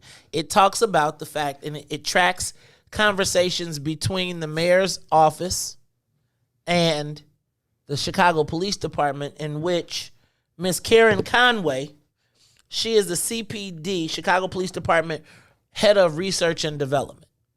Now, that to me is the person who finds and develops all the gadgets. Who's gonna, like, they get all the new technology. Research and development is, how do we stun people without killing them? You know, like, you know about these people in the movies. At the James Bond movie, when he getting ready to go on a new mission, they be like, this car shoots oil out, and this car does this, and it, right? She's Q. She is the person who does the research and development, and she's in charge of it. And we don't think of that being a thing, but it really is. I sure didn't until you just started talking about it. But you think about it, but police are always trying to innovate. So somebody's job is it to go test the new machine guns, to go test the lasers. When you hear about all of these new products in policing, because what we found out about this is this drone program was really the response to, part of their response to police chases. Because they were looking for ways, well, partially response to police chases, because it was a less inexpensive way to track cars as compared to this other system where they shot a GPS dart onto the car, and then the car, they didn't have to chase it because they could find it. That would cost $5,000 per shot, per cannon. That's pretty high tech. I never heard of that. I've seen it on TV before. Oh. And then and then you don't have to chase. Actually, I've seen Batman do that. Right. $5,000. So it's $5,000 for the cannon, and then another $500 per dart. Right. So what we see in there is that the risk safety manager, who is now gone, who left in the Anjanette Young scandal, says that's too expensive. That may be too expensive. So why don't we look at the drone program? Now, I don't think it's completely all out of line. Yeah, but the drone program is more intrusive in everybody else's life. Well, that's what you're going. I'm sorry. Well, no, but I think when you look at, I don't think that it's unheard of, or I haven't thought about drones patrolling, right? Or them using them. And I think probably in the grand scheme of things, I've always thought that they've been secretly using drones. And I would say that this just confirms it, right? But what's interesting is how it was done. It reminds me very much of the Home and Square situation, where you've got these high-tech secret prisons and secret gadgets. It reminds me of, remember we found out during the riots and stuff, they would jam the cell phones and jam your access to internet, and all of these weapons and tools in the toolbox, which clearly come from this research and development office. Well, now we find out that they did it, but they did it with no oversight. How did they do it with no oversight? No. How? They used what we saw in the document as 1505 money. What is 1505 money? 1505 money is the money that they take from seizures and drug dealers, etc., and they put it in a separate fund that's off the books. So they can do little special projects and things without it being, now it used to be it didn't have to be budgeted. I mean, you didn't have to reveal it. Now they make it where you have to do it, but they bundle it in pockets. So you kind of got to know what to dig for to find out. You got to know what you're looking for. Exactly. To look for. Mm-hmm. Now, there's a few things in here. First, you do know that that's either a Twilight Zone or Outer Limits, the new ones. They every once in a while they would touch on that subject of intrusiveness and how technological the police and such were getting. Well, and again, just think, you live on the third floor and the drone drops down and just looks in your house. You're laughing. Why would they're saying that they, at the same time, the fire department did the same thing and launched a drone program under this at this same time, and they said they were using it for fire prevention. Oh, you know what comes next? I've seen a lot. The little things that walk into your house. You saw exactly. that, but you're laughing. But in New York, they got the robot dogs already. Ooh, those robot dogs sound scary, don't they? Them Black Mirror ones. Woo! Now, in this program, it clearly delineates that this is being done at the request of the mayor and the superintendent. Right? Karen Conway says it in the emails that the mayor and the superintendent. So I guess my thing with the mayor and the police reform thing, transparency, privacy, everything in my estimation that she campaigned on or is supposed to. I mean, police reform was like her thing. Right, that was her thing. She has literally been the police in City Hall. Like, you think about 2/3 of the money that we got for CARES Act relief went to police. And I hear you, Todd, on the whole, well, that was logical. We were going to, I question the mayor's priorities. I question her priorities and her integrity. The whole concept of a drone program that nobody knows about. I hate those type of things. Like, who in city council, and I'm going to say like this, because here's what we're going to hear. Somebody's going to come up to us and tell us that this was acceptable by the mayor. So your elected representative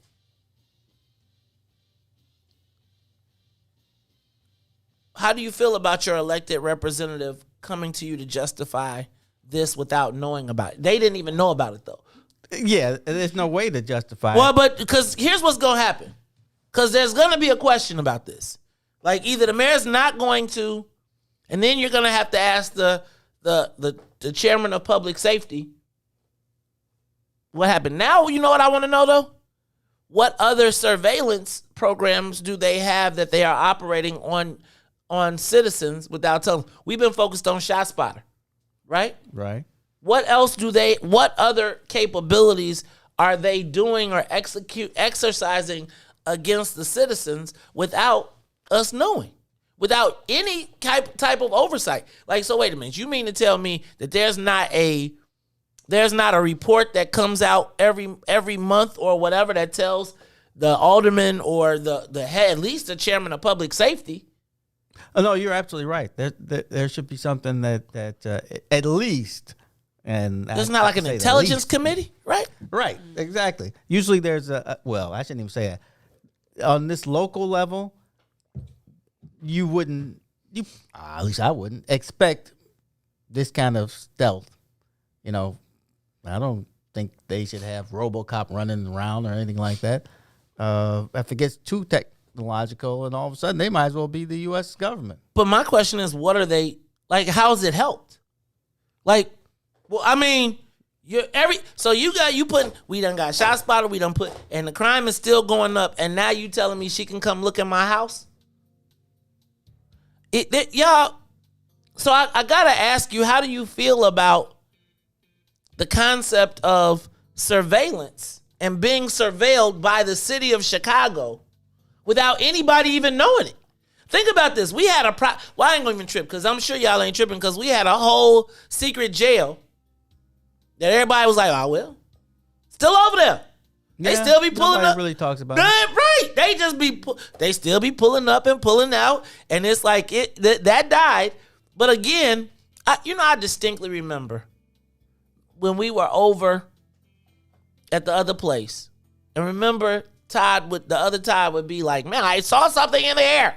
Yeah. I promise you. I mean, he was, and he'd be like, no, it's, I'm telling you. And we was like, man, nah, be quiet. You tripping. No, because he always wanted to do the UFO story. We like, this dude trying to do the UFO story. Do y'all, Ruthie, I feel some kind of way about being surveilled. When we come back, I'm going to ask you, because you probably got a drone too, don't you? You got, huh? Mm-mm. But you got to tell us how they work, man. I don't know nothing about what you talking about. Oh, there go the Secret Service kicking in. All right, y'all, we going to come back. It's the Maze Jackson Show. Plus, I'm going to open up the phone lines because I want to know what you all think about this drone surveillance. Am I blowing it out of proportion? Should somebody know about it? Like, who knew? And are we going to accept the fact that they're going to, later on today or tomorrow, there are going to be people from our community telling us that this was okay? Are we going to accept that? Sure we are. It's the Maze Jackson Show. We'll be back. The Maze Jackson Show will be back after this break.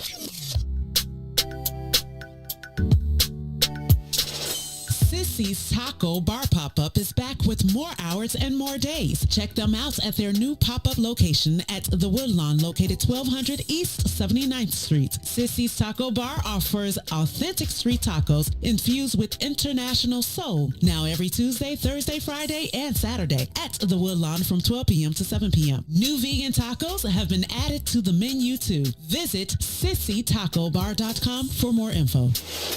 Since 2018, nearly 3,000 tax credit scholarships have been awarded to Black students in Illinois to attend private schools that best fit their needs. Now, Governor Pritzker wants to slash this program. In a time of much uncertainty, we need greater equity in education for our families and children, not less. Call your state representative and senator and urge them to stand up for our kids and their future by supporting the tax credit scholarship program. For more information, visit empoweredillinois.org. The Chicago Legal Network is the collaboration of attorneys that concentrate in many areas of the law most needed in Chicago neighborhoods. The CLN lawyers focus on personal injury, criminal defense, and other issues. The CLN lawyers all average over 20 years of legal experience and are dedicated to helping the Chicago community. The Chicago Legal Network is committed to developing Black lawyers through mentorship and co-representation. So if you were injured in a car accident, slip and fall, or injured on the job, or you need assistance with criminal defense defense, including driving violations and DUI, check out ChicagoLegalNetwork.com for more information or call 773-912-3545.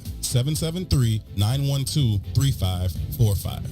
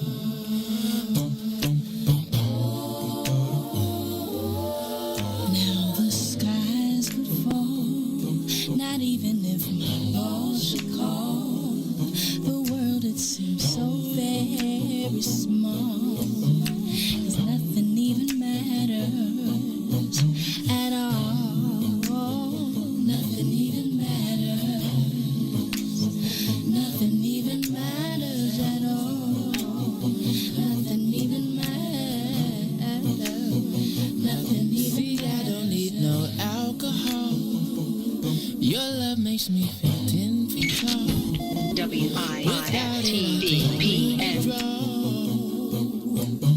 Cause nothing even matters at all. Nothing even matters. Nothing even matters. Nothing even matters. Nothing even matters. These buildings can drift out to sea. A natural catastrophe, but there's no place I'd rather be. Cause nothing even matters to me. Nothing even matters. Nothing even matters. Nothing even matters. You're part of my identity. I sometimes have a tendency to look at you religiously. Cause nothing even matters. You are listening to the Maze Jackson Show. I'm your host, Maze Jackson. Got my co-host Todd Stroger and Ruthie Moore. They trying to have their own show. No, Ruthie trying to force me to take a combo shot. And I'm like, I don't want to do that. Ruthie gonna take I don't think it's available yet, but I know it's in the works. I think I heard we gonna throw the What's in It for the Black People COVID concert. And you can you can only come if you got the vaccine. And we gonna get Dante. And we gonna get all the people. That's smart. On the thing. Look, I'm telling you, that's super smart. I'm telling you, the WIIFTBP family. We told them we was gonna have the Dante Hop, but you got to sing "What About My Love." You got to have the shot. Debbie, hit me. What about my shot? Do you forgive me? Take this thing. We should get Dante to make a remix to that. Right. What about my love? You don't take that shot. Won't be no love. Maybe you ought to do it. You know, Weird Al Yankovic made a living off of Eat that it kind of stuff. Yeah, Eat it. Parodies. Yeah, I hate it. Weird. You know what? The worst was when you were waiting for Beat It to come on, and then it would turn into Eat It. Because I really didn't. I mean, Beat It was like my favorite song. I like Beat It way more than Billie Jean. Maybe it was all the gang stuff. Right? Like it was like Billie Jean was like, you a sucker. Beat It was like dun dun dun dun dun, dun, and then Eddie Van Halen. Damn. There was a lot to it. That with the was video. You want to show them that you're really not scared. You're playing with your life. This ain't no truth or dare. It was like a movie. Yeah, it was. Michael Jackson. That was it, right? And then they did the and then they tied their arms together. Remember? And they had the switchblade fight, and I was like, "What is this? West Side Story in the subway?" In the subway. All right, y'all. It's the Maze Jackson Show. I opened up the phone lines. Give us a call. 872-259-7474. Ruthie Mo, you know that's your job. Could you say it for the people slow? So Yep, the number is I still don't know about heart. What? 872. That's because they didn't have folks in Pembroke. They had. Here you go. I know what the yellow pages is. 872-259-7474. That's right. Call us. I want to know what y'all think about this mayor's drone program. And should we not be care? Should we just accept it? Why is hers? How you just gonna say it's hers? Did you read the memo? Because I did. And it clearly denoted that this was a request of the mayor and the superintendent. And we all know that the superintendent is really not the superintendent. The mayor is the superintendent. And the reality is, right now, I'm sure David Brown is paying her to not work, for him to not work. Because he like, I could leave any day. No, don't do it. You know, she'd be like, I'm going. He like, I'm leaving. I'm leaving. And she at the door. She holding on to the to his feet like, please, David, don't go. What else I gotta do? He's like, I'm taking a vacation for 6 months. That's fine, David. Just don't quit. You don't gotta show up. Just don't quit. Cause if you quit, they ain't gonna never shut up. Can you, think of. Let me just say, if David Brown quits, like seriously, which. Who's left, really? Like, really? Like, I keep forgetting Janice Jackson is gone until, like, y'all, think of it. She ain't gone yet. Yeah, no, she gone. Oh, she gone. Oh, she is gone. She like, you can take this job and shove it. I ain't working here no more. And she took her top 3. She was like, and so we're clear, you ain't getting none of this. None of this. And what is happening is, I'm telling you what's happening. The Russian pipeline is they're picking the limbs off the mayor. They're stripping her of her credible people, at the same time destroying her credibility from the inside. Yeah. So you got outside attacks, like she has nobody who can defend her. Like right now, that's why I feel like Todd would be the perfect narrator for this. Like if Todd was narrating this, he could probably tell you how this is gonna go. When do you think they start the countdown? I think it's actually already started. Yeah, but for you, they published it. Right. Like, when do they start the published countdown of the timeout? Let me ask a question. Am I over? You know, there's a certain level of respect they will give a lawyer. So they're going to give her a certain level of respect. Or I shouldn't say a lawyer, more of like a prosecutor. She was a prosecutor, right? She needs to be prosecuted. I didn't see that. But she is a prosecutor and she operates like one. She does. She operate like she would have been better to be some. But this drone program, Ruthie, do you feel any kind of way about the drone program? What drone program? Right, because the mayor, and can I tell you what the craziest part is? The mayor is still saying that these emails, no one has proved that these emails are genuine. Like, you know what that was? You know what that is? Deny. It wasn't me. It wasn't me. It wasn't me. That's right. It was. I saw him leaving. This signature right here says that you was in. It wasn't me. Mace, are you gonna believe me? Or are you gonna believe your lying eyes? And you know what's the funny part? When they be making you, when they making you look at, when they be, what is it? Oh, when they be tricking you, and they be like, no, really, then you be asking yourself, wait a minute. Yeah, right. You start You be questioning like, wait a minute. How could you not? Do you see what this says right here on this piece of paper? That it wasn't me. Like, has that ever happened to you where people make you feel like you crazy? Ruthie like, hell no. No, all the time. Like, people will pee on you and tell you it's raining. I'm crazy. Like, so I gotta ask y'all, how are we feeling about this? Like, I know y'all get mad at me because y'all say I always talk about the mayor, but I just feel like these things be happening. And then when it's a robot dog walking up in your house and setting off a time bomb, then we're going to be crying. I would say any alderman who wants to be more than an alderman one day, if they stood up and said, how come we don't have a committee, and is there any surveillance going on or equipment testing that we don't know about? I think a lot of people would pay attention, like, what? What's going on? Here's me. If I was the alderman knowing that happened and it's an off the books program, I'd be like, what else you got? Bat cave? I'd be like, remember that time I told you I was in City Hall and I tried to take the clock off. I was the chief of staff. Check this out. I remember. Chief of staff. I was chief of staff, 18th Ward. Walking to the to City Hall, in our City Hall office, and I see on the wall they have this clock with the city seal on it. Now I'm like, man, that is a dope clock. We could just take that clock and take it to the office. So I climb up on the desk. As I'm climbing up on the desk and I'm moving the clock, I'm literally still on the desk. Someone comes in and says, "What are you doing with that clock?" Said, "I'm gonna take it to the ward office. It's city property.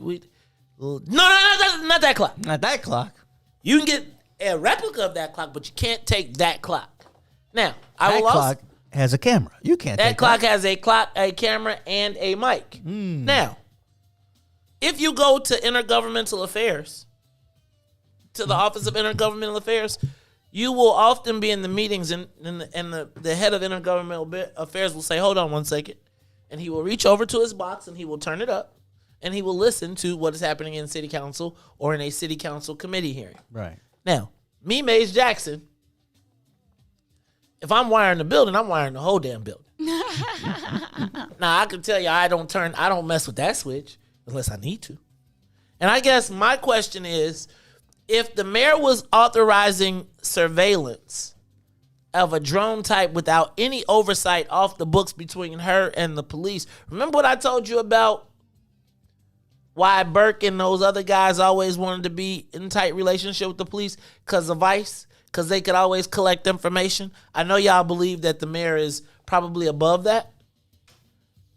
But if you knew you could, and no oversight, and nobody knew, would you? Give us a call, 872-259-7474. How do you feel about a drone program with no oversight? Did you know that the city was surveilling you with drones? Where does that information go? What do they do with the footage? Who gets surveilled? People have done that in the past.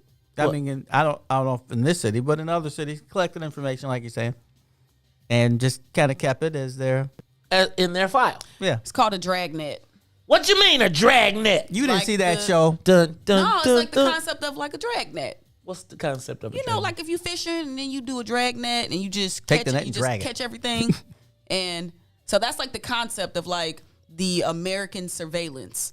If y'all, if you watch, some stuff, you basically, that's the way the program works, is they just get everything. So then in 10 years, if they got to go back and look at what Maze Jackson said on August 7th, 2017, they got it just in case they need it. So it's called like the dragnet concept. That's how surveillance works in American society. They just take everything, and the thing is, if you ain't doing nothing wrong, you shouldn't have nothing to worry about. Yeah, that is what they tell you. Mm-hmm. Man, I gotta look up Dragnet because I think when did they make that show called Dragnet? I think we got a resident expert here once again. I just right. She knows exactly no. why. This is this is like something that really interests me. Mm-hmm. And what one thing do y'all remember when they killed that black man with that robot bomb? Yeah. That was David Brown. That was David Brown. So that was like the first time like the U.S. law enforcement used like a robot bomb to kill somebody or whatever. No, she's talking about in Philadelphia. It was in Dallas. It was the black man. No, it's Dallas. You talking about Move when they dropped the bomb on him. She's talking about. She's talking about in Dallas when they sent the bomb thing in. Was it the shooter? He was sniping killed some people police because he was upset about the police killing black people and David Brown. And they Brown. They blew him up with a robot bomb. David Brown, Ruthie. But that was like the first time, allegedly that had happened, by the U.S. law enforcement. But what that kind of showed us is that the line between the militarization of the police departments and warfare is blurry. And there was like during like Ferguson, there was like this huge pushback against some of these military tactics that the police were using against the Ferguson protesters. And so that's where the concept of like the police and like the military equipment that they have really came to like the forefront, and people was like, Obama, you need to stop letting the Pentagon sell they surplus stuff to the police departments. Remember, the Pentagon, they was just giving that stuff away. And people, and that's part of the defund the police idea, is that, hey, not only are they getting funds, but they also getting surplus military equipment. And I like to think that if they gonna let Jeff Bezos fly you a package to your house, please trust and believe that the police gonna be able to fly an arrest something to your house. Like, they not about to let technology get past them. There's no way that the military and the police are gonna let technology get past them. So if you talking about, you know how they about to put the little flying car pad, you don't think the police gonna have a flying car pad too? They ain't about to let y'all get up in the air. I'm sorry. What's a flying car pad? Yeah, Uber's about to, like, flying cars are here. Oh, I did hear Uber was trying to test something. Trying. Oh, they're doing it, huh? Trying. You just saw, and then on top of that, you see now that Kroger is launching groceries, drone delivery groceries, up to 5 pounds. Now, you also know that, like, you know, you be looking up in the sky, like when you watch those other movies, the drone be like, you be like, it's car number 3, and it, remember, you know, you watch the war movies, and it be a trailer. Those are not war movies. That is real. If you want to see when Edward Snowden and them released, you know what I'm saying, the WikiLeaks stuff, there was some videos up in there that showed drone strikes and what they look like. And it was some few high profile ones. So if you really want to see it and understand, like, dang, like, I could literally just be sitting, kicking it on my front porch, and all of a sudden, obliterated. And so where is the line between police departments and warfare? Well, we can't find out in Chicago because we didn't even know it was happening. Think about this. Now, I'm okay. Y'all, we got to be real clear. If you know the capabilities of drones right now, they literally are not using pilots right now. They are blowing up. They are going to war with these drones. Good movie on Prime. Anthony Mackie. It speaks to this. Okay. I just can't remember the name of it because, you know, I just passed through and I see Anthony Mackie. I was like, I'm going to watch that. Oh, well, all I'm saying is we'll leave that alone. Yeah. Understand that they have released the hounds on us. Let's go to the live line real quick before we go to break. Brother Frank, what you feel about this mayor releasing drones on us and not telling nobody? And should somebody have to know about this? Well, good morning, my brother and sister, Brother Mays, Brother Todd, Sister Ruthie, and Sonia. How y'all doing this morning? We good, Brother Frank. Well, I found myself in agreement with Ruthie once again. If you ain't doing nothing wrong, watch you having to worry about. I do agree with this no good mayor on this, and that's all I can say on this and this only. But listen, all I want to do is make sure it's not just for the South and West Side. Do it for the whole city, okay? Because it's just going to lead to crime and violence just branching out and going elsewhere out of detection. I was the one who suggested to her when she was running for mayor to mandate video surveillance for all our homes. You can afford to buy a home, and you can't buy the most basic video surveillance for the front and back of your home to protect the neighborhood and these landlords with these apartment builders mandated. So I'm like this. I'm for anything that's going to cripple this violence that's happening. Babies are being killed. So all bets are off. I really think we should go to the same system like they got in that movie with Wesley Snipes and Sylvester Stallone, Demolition Man. I think we should really go to something like that. I have no problem whatsoever. I really don't. I'm agree with Ruthie again on this right here. And Brother Leslie said, do a segment where we can call in and congratulate Todd. Congratulations, Todd. Oh, and thank you. Brother Todd, you're going to be mayor next. Next step is mayor. Next step is governor. Let us call in and talk to Todd and hope he listens to us. I'm with you, brother. Congratulations. Thank you, Frank. guys. Thank you, Frank. Even though I think Frank I don't want to speak for Ruthie, but I didn't think Ruthie was really pushing that kind of. No, I wouldn't. She was. And I'm gonna say Frank trying to get Todd fired on the first day. On the first day. What you doing, man? Rule number one. Rule number one, man.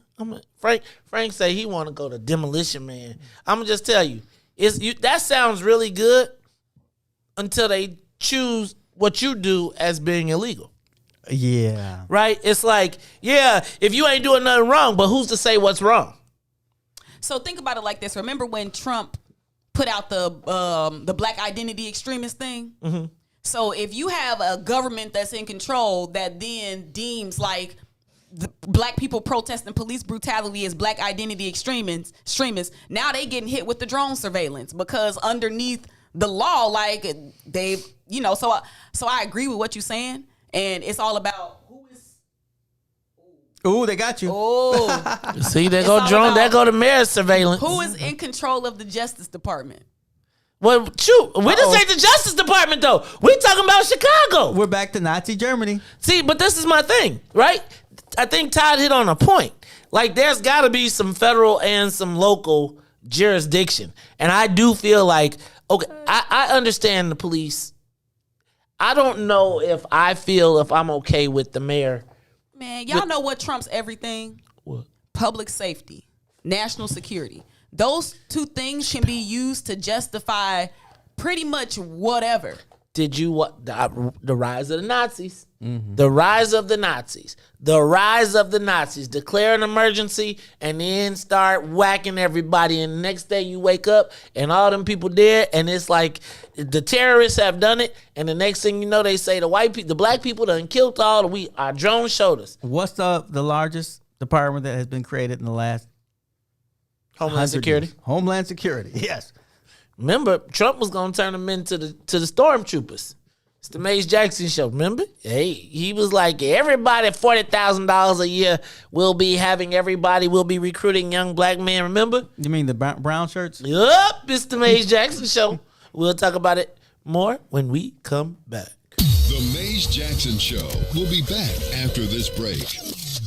The Chicago Legal Network is the collaboration of attorneys that concentrate in many areas of the law most needed in Chicago neighborhoods. The CLN lawyers focus on personal injury, criminal defense, and other issues. The CLN lawyers all average over 20 years of legal experience and are dedicated to helping the Chicago community. The Chicago Legal Network is committed to developing black lawyers through mentorship and co-representation. So if you were injured in a car accident, slip and fall, or injured on the job, or you need assistance with criminal defense, including driving violations and DUI, check out ChicagoLegalNetwork.com for more information or call 773-912-3545. 773-912-3545. Since 2018, nearly 3,000 tax credit scholarships have been awarded to black students in Illinois to attend private schools that best fit their needs. Now, Governor Pritzker wants to slash this program. In a time of much uncertainty, we need greater equity in education for our families and children, not less. Call your state representative and senator and urge them to stand up for our kids and their future by supporting the Tax Credit Scholarship Program. For more information, visit empoweredillinois.org. You are listening to the most dangerous show in the morning. The Fraternal Order of Police. It is the president, John J.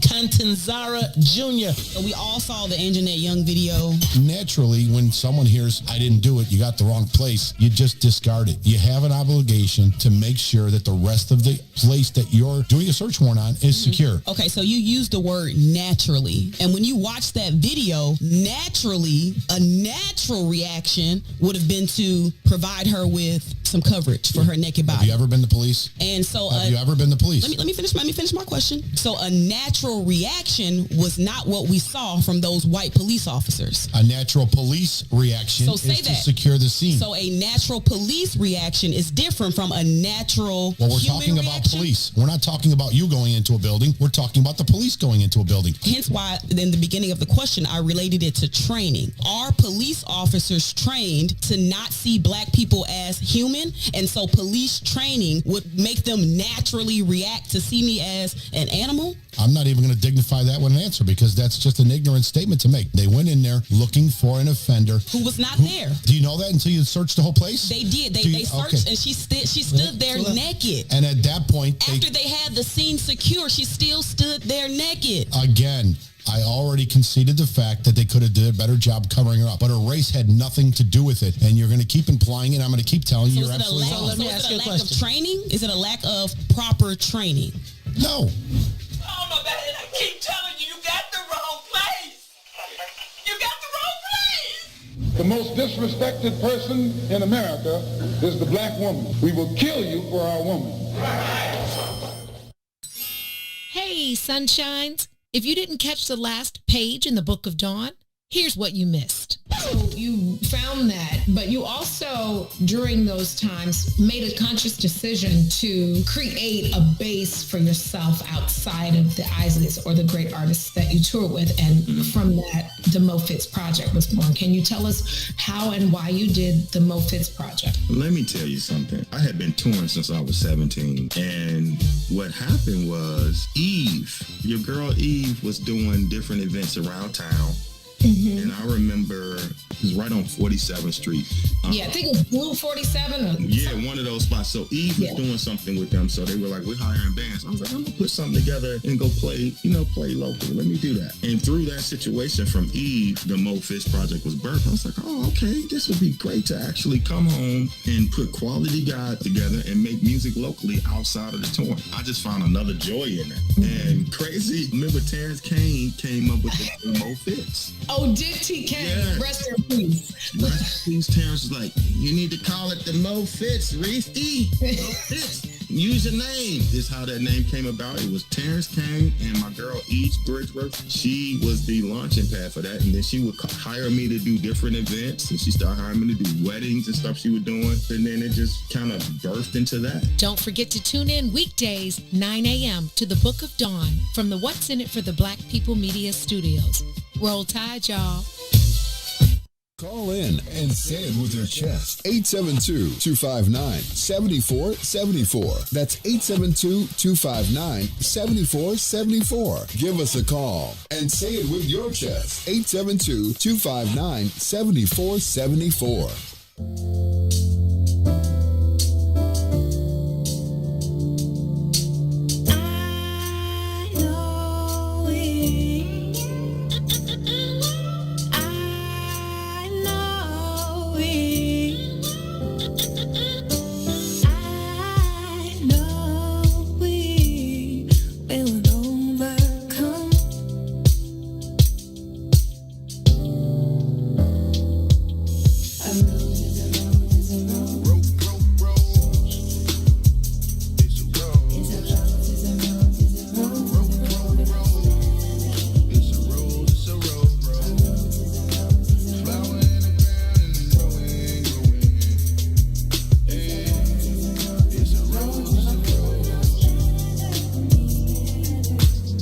Same stuff, different life. New day, same fight. How it comes, how it goes. One's on top, one's that know. But they forgot, they forgot, they forgot. And you bury a seed to grow.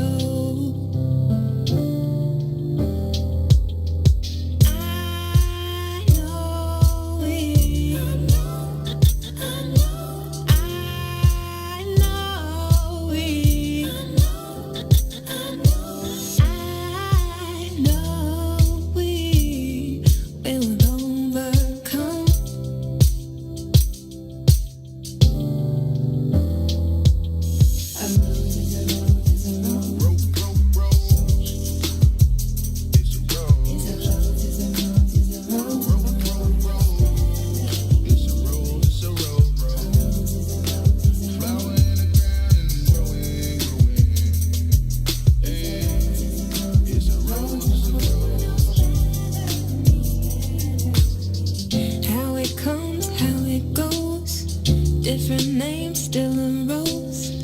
We grew up, we grew tall. We knew then, we know now. What they forgot, they forgot. When you bury a seed, it grows. I know it. I know it. I know we will overcome.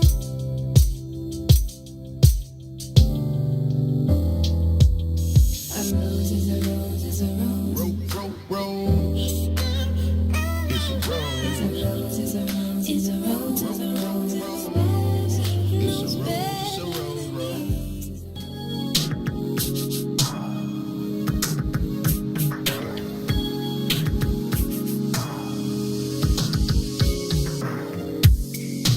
I can see it in your eyes. You've been hurt way too many times, baby. And if I'm being honest, yeah, I can tell, girl, that you want this, yeah. But I can only wait for so long, girl. Giving us both some space so we can see. But don't make this too hard, yeah. 'Cause I still want you right next to me. Girl, it's plain to see, yeah. Don't play with it. Baby, life's too short, gotta make a decision, yeah. It's time to make up your mind, girl. You gotta make up your mind, girl. You don't have to say a word. Writing's all over your face, yeah. You don't have to hurt no more. Just give me your love. You don't hold back and let it go. But I'ma only wait for so long, girl. Giving us both some space so we can see. You are listening to the most dangerous show in the morning. This is What's in It for the Black People Radio. Maze Jackson. Maze Jackson, the most vociferous advocate for black people in the world. For Ruthie Moore, for Todd Stroger, I am the host of the Maze Jackson Show, asking every single day, what's in it for the black people? And if you don't like it, you can still tell them Maze said, Mayor Lightfoot, man, we ain't accepting that. We ain't accepting that. Let's go. Yeah.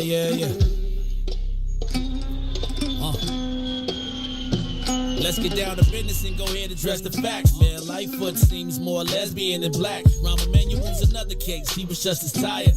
50 closed schools left much to be desired. Police had Anjanette naked on that body cam. They suppressed the footage so it couldn't touch a lot of hands. Reminds me of that 16 shots in that cover-up. Both of them similar, so I went and dug it up. George Floyd killed, a lot of riots happened in the town. Southside burned and they wouldn't let them bridges down. Grandmother sick, need a prescription and plus a couple groceries. You gon' have to travel just to get it now. COVID-19 out here shutting all the business down. Not enough SBA loans to even give around. So many failed businesses that you could put them in the pile. If you don't survive the pandemic, it's gonna sit you down. We sing, dance, play ball, entertain, and crack jokes. Government infested black neighborhoods with crack smoke. System that milked us so bad, we got lactose. Still trying to find out what's in it for us black folks. We sing, dance, play ball, entertain, and crack jokes. Government infested black neighborhoods with crack smoke. System that milked us so bad, we got lactose. Still trying to find out what's in it for us black folks. Shout out to Willie Wilson, hope one day you get to send it. We need some different players in the game to handle business. Too many shady characters like Madigan and Blago. But when you really break it down, it's typical Chicago.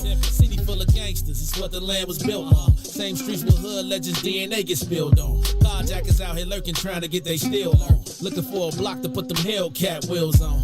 Let us give bogus appraisals a red line. Car crackers out here getting minimal fair time. And I'm concealed carry, I stay with the pipe. But Illinois gun laws giving minimal rights.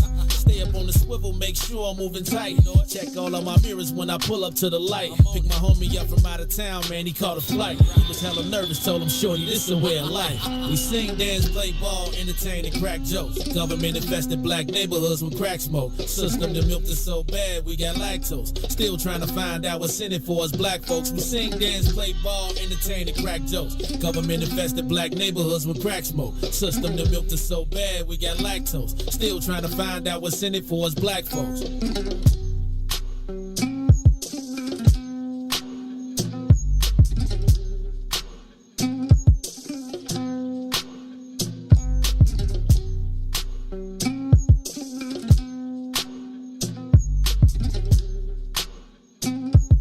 Wake up, Chicago! Wake up, world. This is the Maze Jackson Show. I'm your host, Maze Jackson. Got my co-host, Todd Stroger, Ruthie in the coat more, and Sonia Escobar. It is the Maze Jackson Show. It is the 8 o'clock hour, and we have been having our own show in this studio. I want to talk about a couple things. Some going to get us in trouble, some not.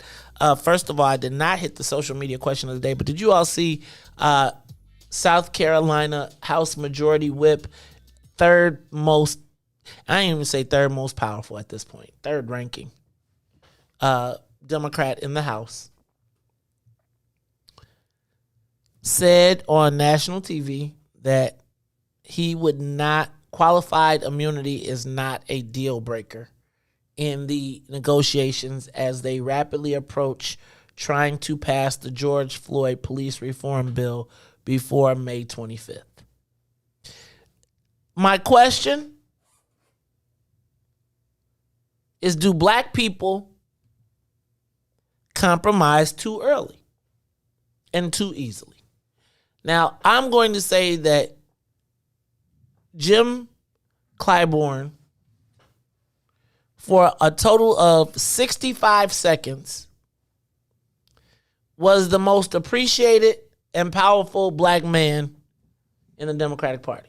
You say 65? 65 seconds. The 65 seconds that it took to deliver the results of South Carolina that completely changed the momentum of the Democratic race and launched Joe Biden from obscurity and ineptitude to becoming the president of the United States. No sooner did Clyburn deliver black people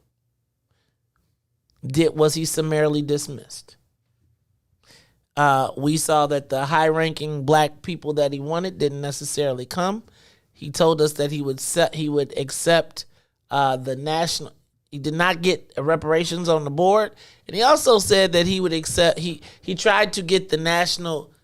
He tried to not national anthem because he said a national song, lift every voice to be a national song. It didn't happen.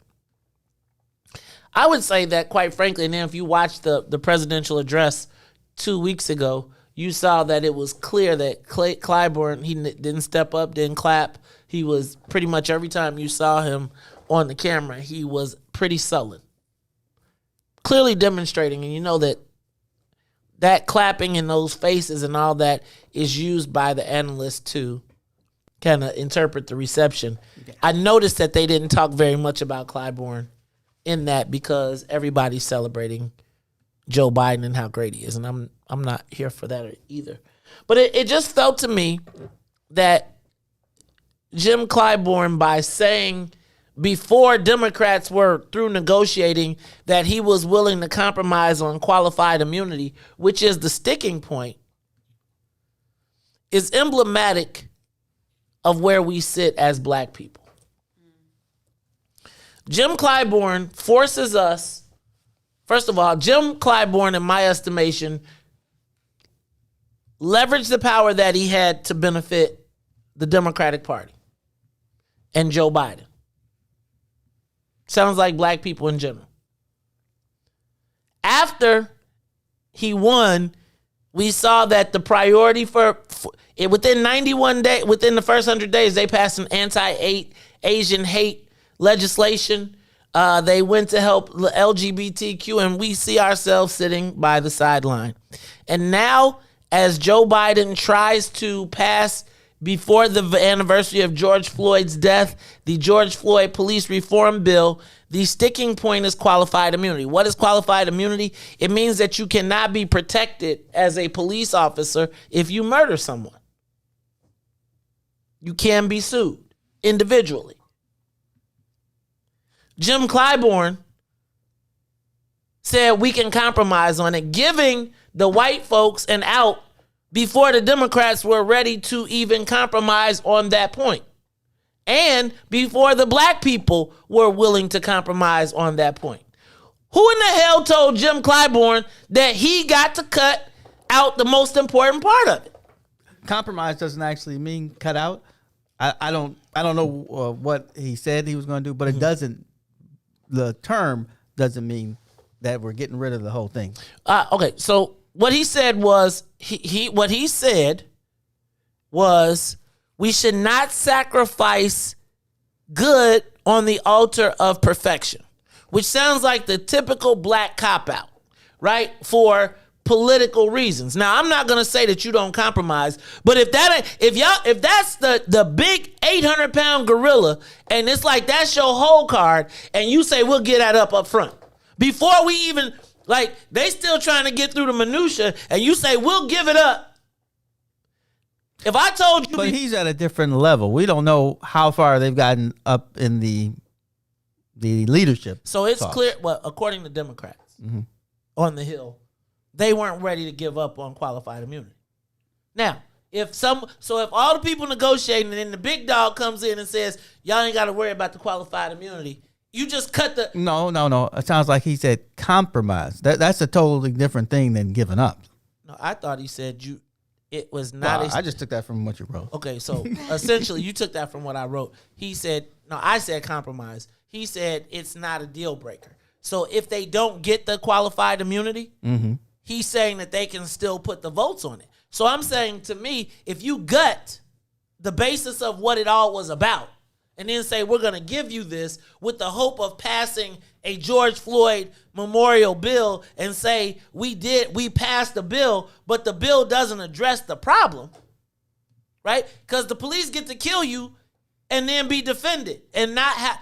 If that's the basis of what everybody is fighting over in all of these states, and then the big black dude comes in and who all the white people can then use and say, oh, well, your boss said, that's not a big deal. Don't worry about that. You've just cut the nuts out of your negotiating tools. There's got to be more to it because he is only powerful through the people who voted for him. And so I'm suggesting and that would be Nancy people Pelosi, like Bobby Rush. But or maybe it's Danny Davis. Probably both of them. Here's the lick. Jim Clyburn is Democrat before he is black in the Congress. Just acknowledge that. Oh, I don't know because I'm not there, and I bet there'd be some pushback from our congressman. I'm guessing though. The same congressman that got us a net total of what? You do realize they are a minority in everything they do. Do you see how we disqualify? See how we undercut everything he does is trying to get uphill. So again, you know how the white folks work. If you can't get all the black Democrats, get a few Republicans, and then just totally ignore the black Democrats. So I'm gonna say this. There are so many times where I'm going to tell you that the resolve of black people on this issue of being murdered by police, I bet you could get them to fight to the end. I don't think Clyburn is going to just roll over and say, rub my belly. That's my thought. In the end, that's not going to happen. He did for Joe Biden. What's the net outcome? What's his net win? Well, nothing's passed yet, has it? Asian hate bill, 94-1. Well, some things are just coming down the pike. See how we do. Some things are coming down the pike, and they're going to happen. So my thing is, so what? You thought he was going to put a roadblock and try to stop that? Is that what you wanted from him? Remember Tammy Duckworth? Hold on. I know of her. Okay, but remember Tammy Duckworth said, "I'm not voting for no more Joe Biden, nothing until we get some more Asians." Yeah, but she took it back. After they gave her the Asians. No, she took it back first. But they said, she took it back and they said, this is what we're going to do for you. She took it back. Again, what did we get? She got spots. I'm not beating up on the black man and praising the Asian lady just because we feel that we didn't get what we wanted today. I'm asking, do we compromise too early? Ruthie, You got to be an objective voice. I mean, yeah, we do. We always do. But it's because I think we be down so bad that we feel like we got to give something in order to get something. Like all the time. I feel like that's how they get us. Well, that's actually the art of politics. If you don't give up anything, what was the Asian? never What did the get anything. Asians give up? It doesn't work for us though. What did the Asians give up? How'd they get 94-1? What did they give up to get an anti? We still ain't got an anti-lynching bill. What did they give up? What are we like? And all of us voted for it. I'm saying, so what? You didn't vote for it. So what? So what? So be mad at us again. So the Asians gonna be. What's the Asian caucus gonna outvote us? You ain't going to get an anti-lynching bill because there's probably just too many Southerners in Congress. And again,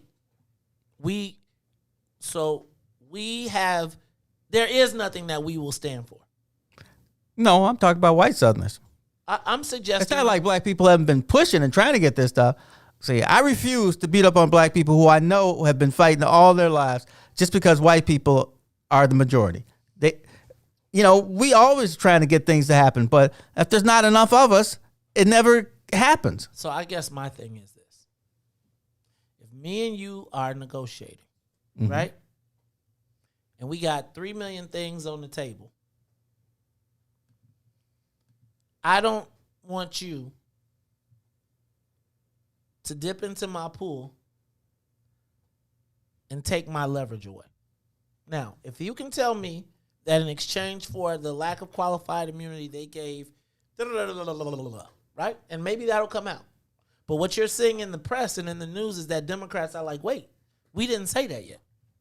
And so he basically went out and said and took it upon himself because, again, there is this desire right now, in my estimation, for, again, we just saw the anti-Asian hate bill pass. And we saw this. For some people getting punched, right? We saw 6 people get shot, and we passed a bill to stop discrimination specifically against Asians, and we are literally sitting here negotiating against ourselves. Really. Now, all I'm suggesting is, if the black folks don't vote on the Asian hate bill because we can't get you to support the qualified immunity, who black is going to be upset about that? Now, if you're concerned again about, if you go to the table and the black folks say we're not voting on anybody's issues until George Floyd, the whole country went up. You as the senior leader come and undercut. You take the guts out of you take our biggest chip, the biggest thing that Republicans are fearful of, and you say, that's not going to bite you.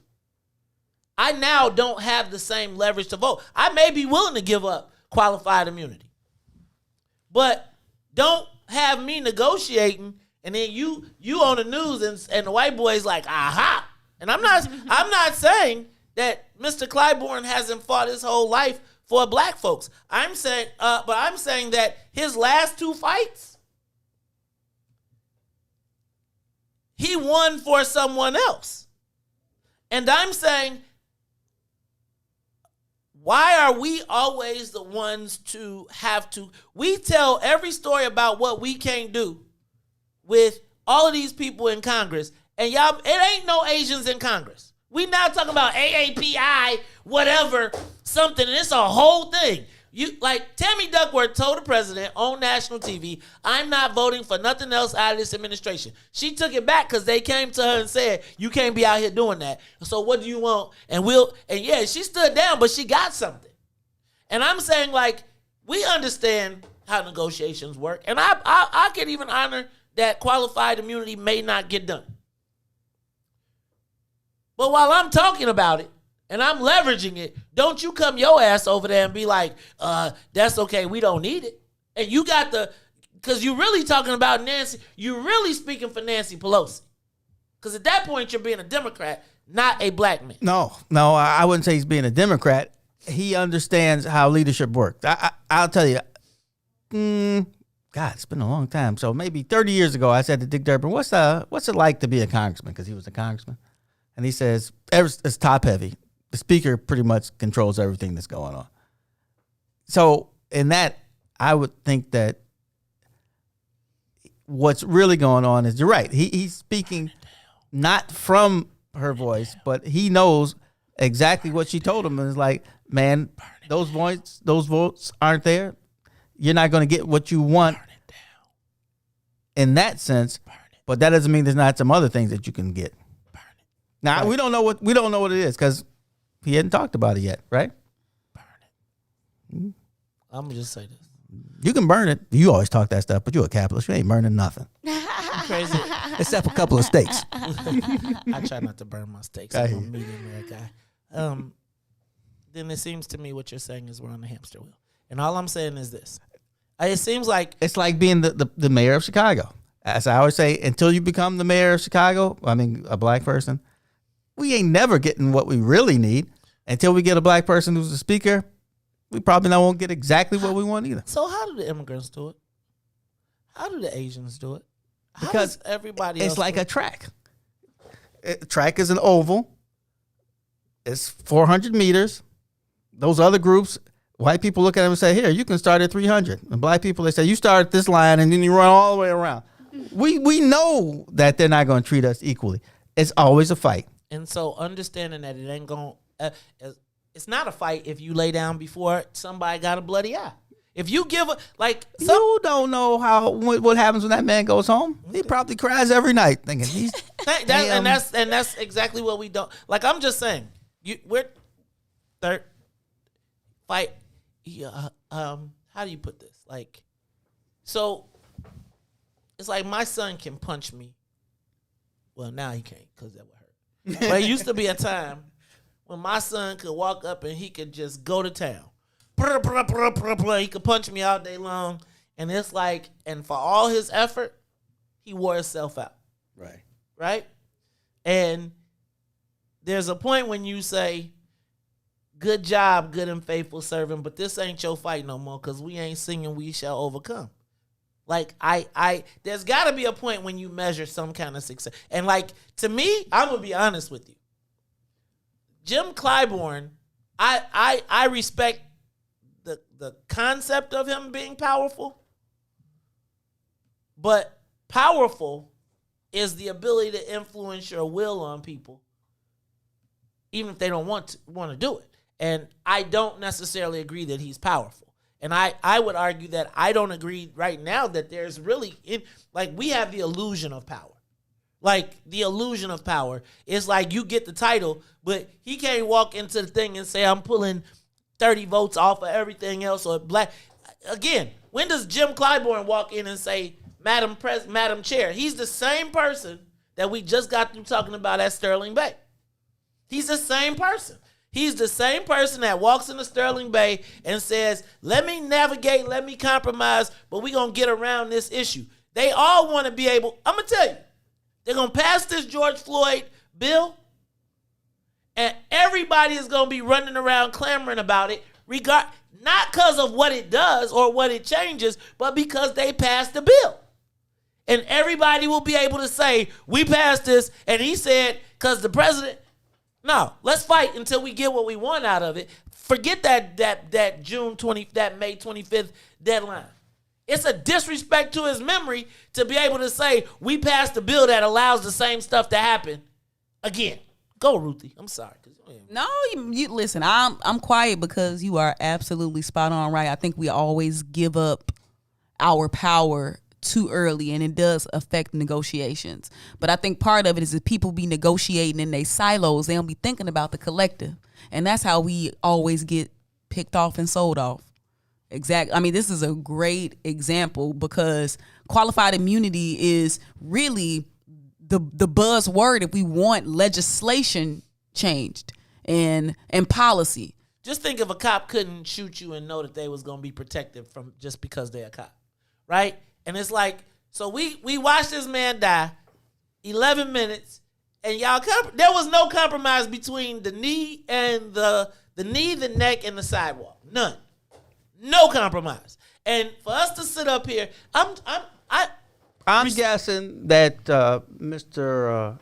Clyburn knows how to count, which is why he said that. He's like, man, the votes aren't there. We're going to have to figure out what we can get out of this because the votes aren't there. And I'm suggesting. Oh well, let them not be there. Can we at least see what's gonna happen? Yep.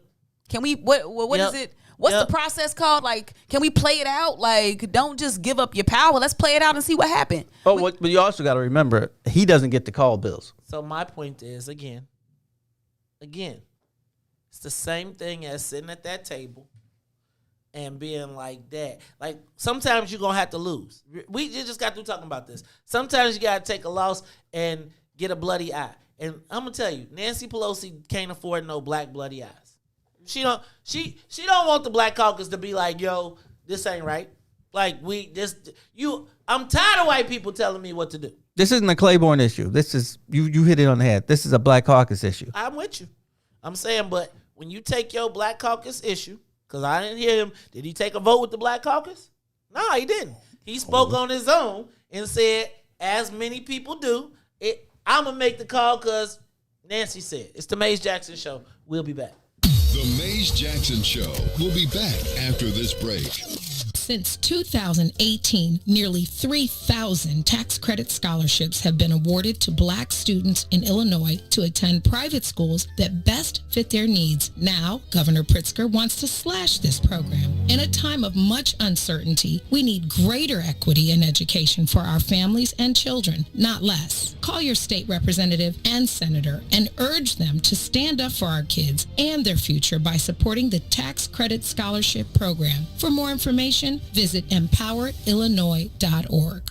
If I tell them to blow, I keep that metal close. That's how we ride in Chicago. Alderman Lopez, welcome back to the Maze Jackson Show. The mayor has a very peculiar way she's dealing with this, and I'm trying to understand, why does it seem like we're handling this with kid gloves? The reason that she's not going after the root cause, which is gangs, the reason she's not calling out the silent enablers, as I tweeted out the other day, is because those are many of the same people that she relied on to get elected. I'm talking about the not-for-profits, those that reach out for grants and try to be the intermediaries in a community to try and bridge some of these anti-violence groups, things of that nature. These organizations that say they're trying to build bridges oftentimes are the ones that are enabling the gang lifestyle and allowing it to go unchecked and not holding accountable the individuals causing the violence in the neighborhoods. Those same partners, which she funds, which she relies on, were unceremoniously all pimping themselves out at a press conference. Ooh. Saying nobody said a word about gangs, but what they did say is that we need more money for the programs that we offer to help stop the violence. And clearly for more money to go to organizations that are working against the residents of the city of Chicago. Alderman, how did y'all approve $37 million to go to one ward for violence prevention? $37 million? I don't think there's been a $37 million investment in anything black. When these amendments to the budget and when these programs come before us, and I've asked the last time that these were proposed by the administration, what metrics are we using to ensure that everyone with their hand out was not still enabling gangbangers in the middle of the night? And oftentimes have intervened on behalf of gangbangers, particularly in the Latino community. When you see in other communities, like the black community, when you start doling out contracts to, say, Metropolitan Family Services, and now they're responsible for doling out to organizations to come into neighborhoods like, for example, West Englewood, contract out to organizations that have no connection to a community, build no bridges to a neighborhood, but get $300,000 to stop violence. The most dangerous show in the morning.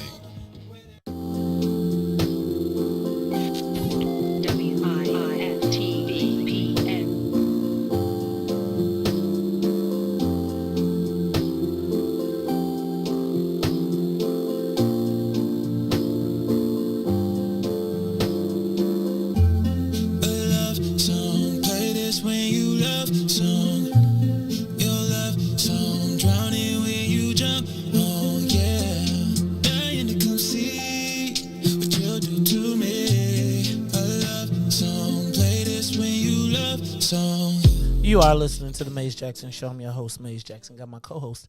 Dang, that was abrupt.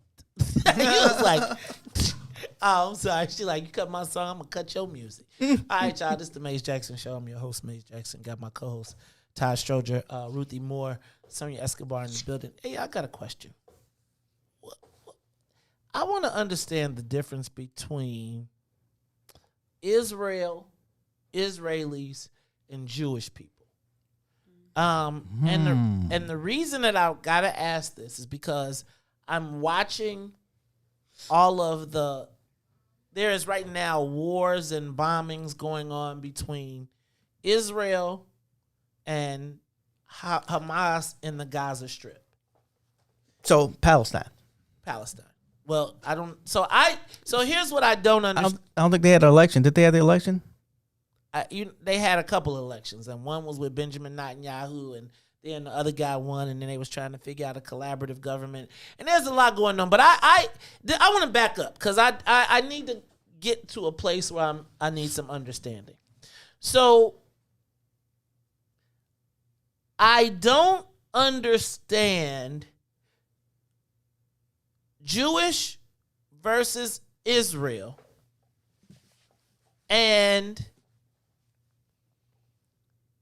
I don't know why America is so inextricably linked to Israel, considering at least what I would interpret to be some of the same human rights issues that we fight against in other countries.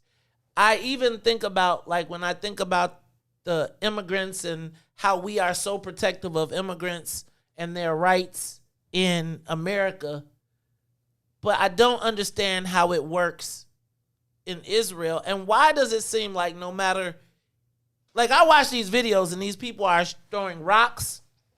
It's like you throw rocks, they drop, like, they send airplanes. They shoot missiles. They, like, destroy whole joints. And I'm trying to understand this, and why is it that even as we watch it, like, we're tied to it. And then, particularly for black people who have been oppressed and are marginalized in so many places, why does it seem like our black congressmen don't have any concern for the people that are being bombed? And I guess I don't understand the difference between Jewish and Israeli, and why is it that we are so inextricably linked that even when we watch people being killed, we don't say, y'all got to stop this. Like, you can't, if they ain't got no airplanes and no tanks and no other stuff, and I hear you with the bomb or whatever, but if you know somebody is, you know what that reminds me of, Todd? Yeah. Harlem Nights. Remember? Quit! Yeah. And then the Hamas be like, back.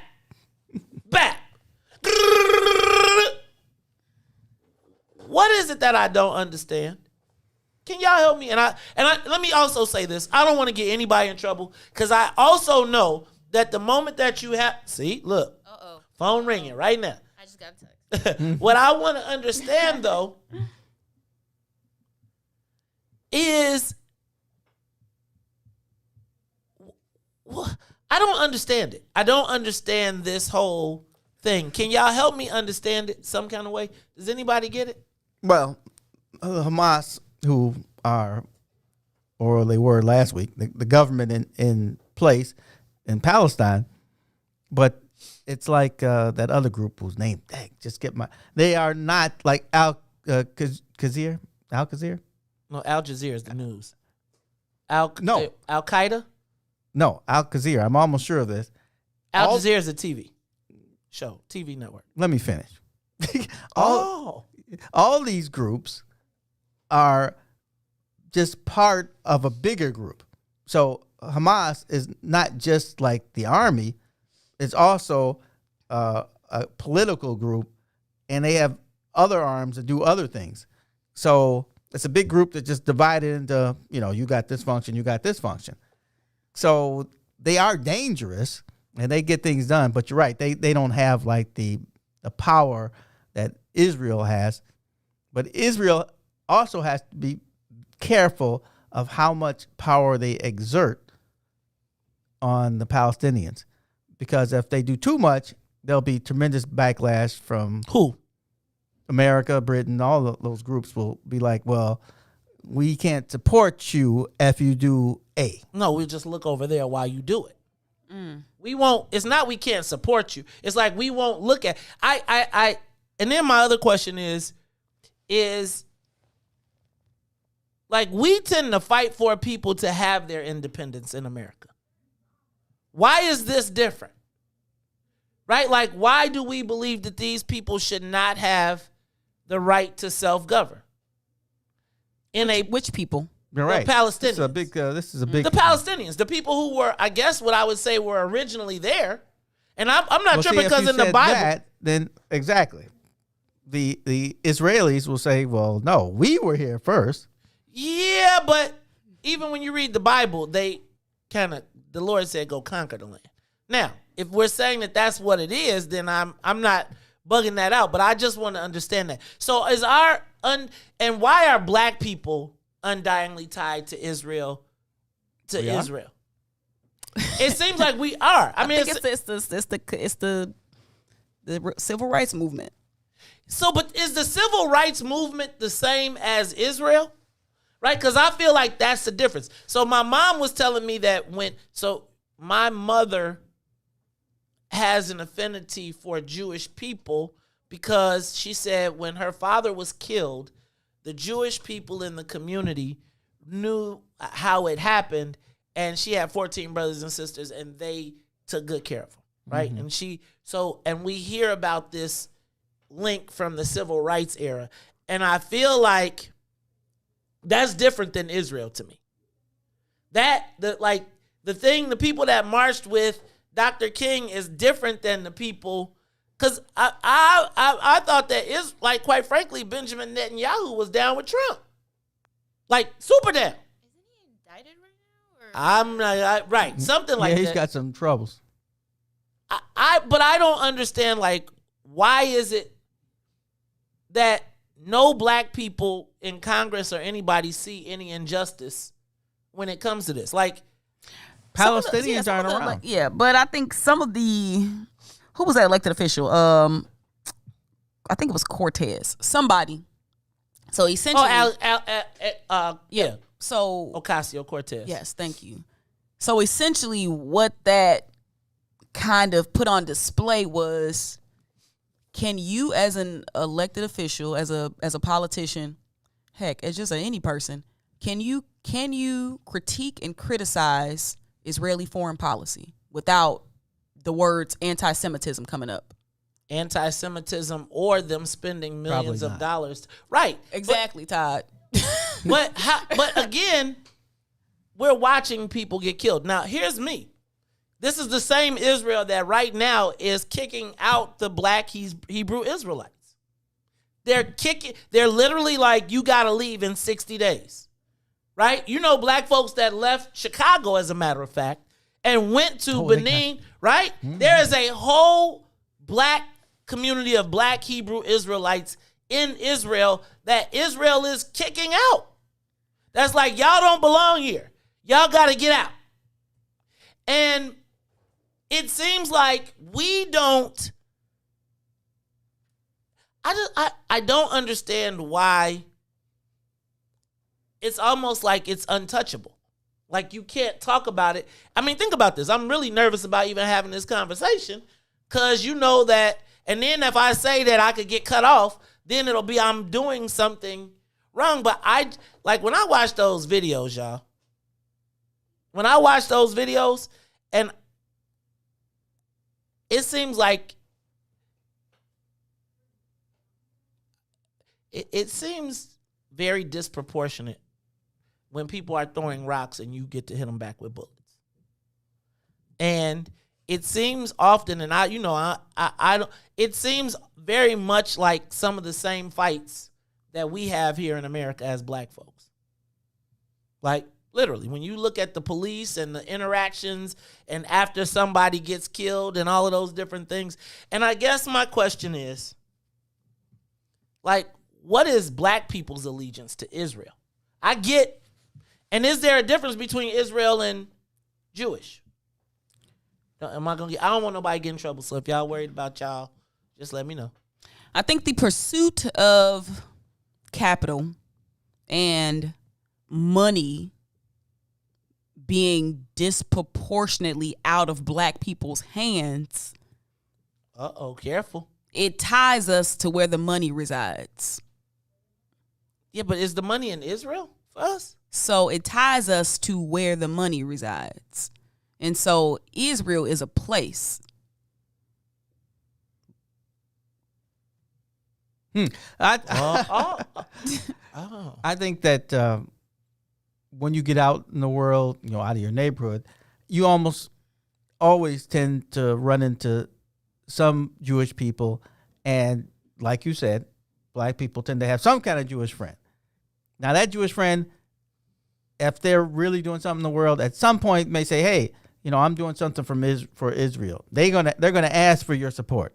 And then, like, you always say, do you support your friend or do you not support your friend? So you support your friend. I don't think black Americans really have a true tie to Israel, just like we have no tie to, like, Afghanistan. We don't know really anything about those places. And if there are Afghanistanians that we ran into who were like, hey, this is happening, and, we actually socialize with them, we'd probably have a real feel for what's going on there, but we don't. But we do have Jewish people who feel they have a tie to Israel. So that makes our tie. Something else I always thought about was that, how, like, as just like a black American, like, oftentimes we like, man, I wish I had a homeland. I wish I had somewhere to go. So I think that might be, I feel like that's a part of it is. It's like, well, if I had some land that somebody gave me that I took, I'm going to defend it to the end too. I mean, so they're basically doing what America did. Essentially. I mean, it's the same thing. Well, it's I like think that was a part of giving them that space. Somebody, who else going to police the Middle East? Somebody got to be the police over there. That's pretty deep. So I y'all, you're not supposed to have these conversations. I just don't know.